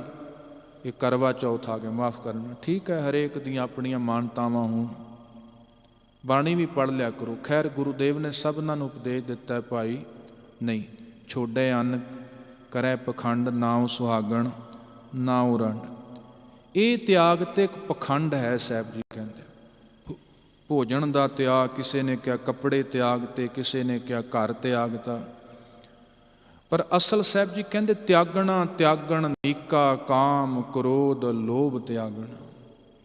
ਜੇ ਇਹ ਤਿਆਗ, ਨੀਕਾ ਦਾ ਅਰਥ ਹੈ ਸੋਹਣਾ, ਸੁੰਦਰ, ਇਹ ਸਭ ਤੋਂ ਸੋਹਣਾ ਤਿਆਗ ਹੈ। ਜੇ ਅੰਦਰ ਕ੍ਰੋਧ ਤਿਆਗਤਾ, ਅੰਦਰੋਂ ਲੋਭ ਤਿਆਗਤਾ, ਅੰਦਰੋਂ ਉਸਤਤ ਨਿੰਦਾ ਤਿਆਗਤੀ। ਐਸਾ ਤਿਆਗੀ ਰੱਬ ਦੇ ਘਰ ਪ੍ਰਵਾਨ ਹੁੰਦਾ, ਉਹ ਪ੍ਰਵਾਨ ਹੈ। ਅਤੇ ਹੋਰ ਮੈਂ ਬੇਨਤੀ ਕਰਾਂ, ਆਪਣੇ ਤੋਂ ਵੱਖਰੀਆਂ ਚੀਜ਼ਾਂ ਛੱਡਣੀਆਂ ਬੜੀਆਂ ਸੌਖੀਆਂ ਨੇ। ਮੰਨ ਲਓ ਮੈਂ ਕੱਪੜੇ ਪਾਏ ਨੇ, ਕੱਪੜੇ ਵੱਖਰੇ ਹੈ, ਮੈਂ ਵੱਖਰਾ, ਅਤੇ ਕੱਪੜੇ ਲਾਉਣੇ ਔਖੇ ਨਹੀਂ, ਬੜੇ ਤੁਰੇ ਫਿਰਦੇ ਨੇ ਲਾ ਕੇ। ਜਿਹੜੀ ਚੀਜ਼ ਮੇਰੇ ਤੋਂ ਵੱਖਰੀ ਜਿਹਦੀ ਪ੍ਰੋਪਰਟੀ ਹੈ, ਰੋਟੀ ਛੱਡਤੀ ਠੀਕ ਹੈ, ਉਹਦੇ ਬਦਲੇ ਹੋਰ ਚੀਜ਼ਾਂ ਖਾ ਲਈਆਂ। ਘਰ ਵੱਖਰਾ ਹੈ, ਠੀਕ ਹੈ, ਘਰ ਵੱਖਰਾ ਸੀ ਮੈਂ, ਪਰ ਜਿਹੜੀ ਚੀਜ਼ ਮੇਰੇ ਨਾਲ ਸੰਬੰਧਿਤ ਹੈ, ਮੇਰੇ ਮਨ ਨਾਲ, ਅੰਦਰ ਨਾਲ, ਉਹ ਛੱਡਣੀ ਬਹੁਤ ਔਖੀ ਹੈ। ਹੁਣ ਉਸਤਤ ਨਿੰਦਾ, ਹਰਖ, ਸੋਗ, ਕਾਮ, ਕ੍ਰੋਧ, ਲੋਭ, ਮੋਹ, ਹੰਕਾਰ ਕਿਹਦੇ ਨਾਲ ਸੰਬੰਧਿਤ ਹੈ? ਮੇਰੇ ਨਾਲ ਸੰਬੰਧਿਤ ਹੈ। ਛੱਡਣਾ ਬਹੁਤ ਔਖਾ ਹੈ। ਤਾਂ ਕਰਕੇ ਸਾਹਿਬ ਜੀ ਕਹਿੰਦੇ ਬਗਾਨਾ ਨਾ ਛੱਡ, ਉਹ ਛੱਡ ਜਿਹੜਾ ਤੇਰੇ ਅੰਦਰ ਬਣਿਆ ਹੋਇਆ, ਜਿਹਨੇ ਘਰ ਬਣਾ ਲਿਆ, ਉਹਨੂੰ ਤਿਆਗ, ਫਿਰ ਤੂੰ ਅਸਲ ਤਿਆਗੀ ਹੋਏਗਾ। ਉਸਤਤ ਨਿੰਦਾ ਦੋ ਤਿਆਗੈ, ਖੋਜੈ ਪਦ ਨਿਰਵਾਨਾ, ਜਨ ਨਾਨਕ ਇਹ ਖੇਲ ਕਠਨ ਹੈ। ਸਾਹਿਬ ਜੀ ਕਹਿੰਦੇ ਨੇ ਖੇਲ ਔਖਾ ਹੈ, ਪਰ ਇਹ ਨਹੀਂ ਕਿਹਾ ਵੀ ਤੁਰ ਨਹੀਂ ਸਕਦਾ ਕੋਈ ਇੱਥੇ। ਕਿਨਹੂ ਗੁਰਮੁਖ ਜਾਨਾ, ਗੁਰਮੁਖ ਦੇ ਖੱਖੀ ਨੁਸਿਆਰੀ, ਗੁਰੂ ਰਾਹੀਂ ਰੱਬ ਦੇ ਪਿਆਰੇ ਕਿਸੇ ਗੁਰਮੁਖ ਨੇ ਗੁਰੂ ਰਾਹੀਂ ਸਮਝ ਲਿਆ। ਅਤੇ ਜਦੋਂ ਗੁਰੂ ਰਾਹੀਂ ਸਮਝਿਆ, ਕਿਉਂਕਿ ਕੋਈ ਖੇਡ ਹੈ, ਉਹਦੇ ਵਾਸਤੇ ਕੋਚ ਜ਼ਰੂਰ ਚਾਹੀਦਾ, ਨਹੀਂ ਤਾਂ ਉਸ ਕੋਚ ਨੇ ਫਿਰ ਸਕਿੱਲ ਦੇਣੀ ਹੈ, ਉਤਸ਼ਾਹ ਬੰਦੇ ਦਾ ਆਪਣਾ ਹੋਏ, ਕੋਚ ਦੇ ਕੋਲੋਂ ਸਮਝ ਆਈ, ਫਿਰ ਉਹ ਖਿਡਾਰੀ ਬੜਾ ਮੰਨਿਆ ਪਰਮੰਨਿਆ ਹੋ ਗਿਆ। ਸੋ ਧਰਮ ਦੇ ਜਗਤ ਵਿੱਚ ਕੋਚ ਤੇ ਸਾਡਾ ਗੁਰੂ ਹੀ ਹੈ। ਅਤੇ ਜਿੱਥੇ ਗੁਰਮੁਖ ਗੁਰੂ ਰਾਹੀਂ ਜਿਹਨੇ ਇਹ ਖੇਡ ਖੇਡਣੀ, ਸਾਹਿਬ ਜੀ ਕਹਿੰਦੇ ਸਿੱਖ ਲਈ, ਗੁਰੂ ਦੀ ਸ਼ਰਨ ਵਿੱਚ ਪੈ ਕੇ ਉਹਦਾ ਫਿਰ ਜੀਵਨ ਸਫਲ ਹੈ। ਉਹਨੇ ਦਾਤ ਇਹ ਪ੍ਰਾਪਤ ਕਰ ਲਈ, ਸਦਾ ਜੀਵਨ ਉਹਦਾ ਸਹਿਜ ਆਨੰਦ ਵਿੱਚ ਵਰਤਦਾ ਹੈ। ਭੁੱਲਾਂ ਦੀ ਖਿਮਾ, ਸਾਰੀ ਸੰਗਤ ਦਾ ਧੰਨਵਾਦ।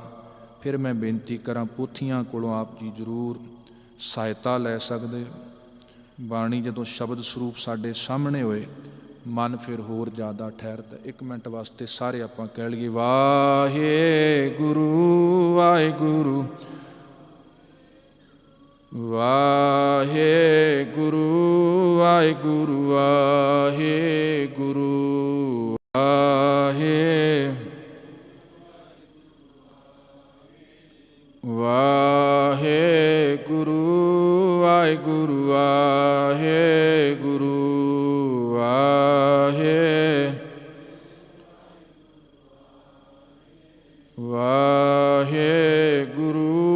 ਵਾਹਿਗੁਰੂ ਵਾਹਿਗੁਰੂ ਵਾਹਿਗੁਰੂ।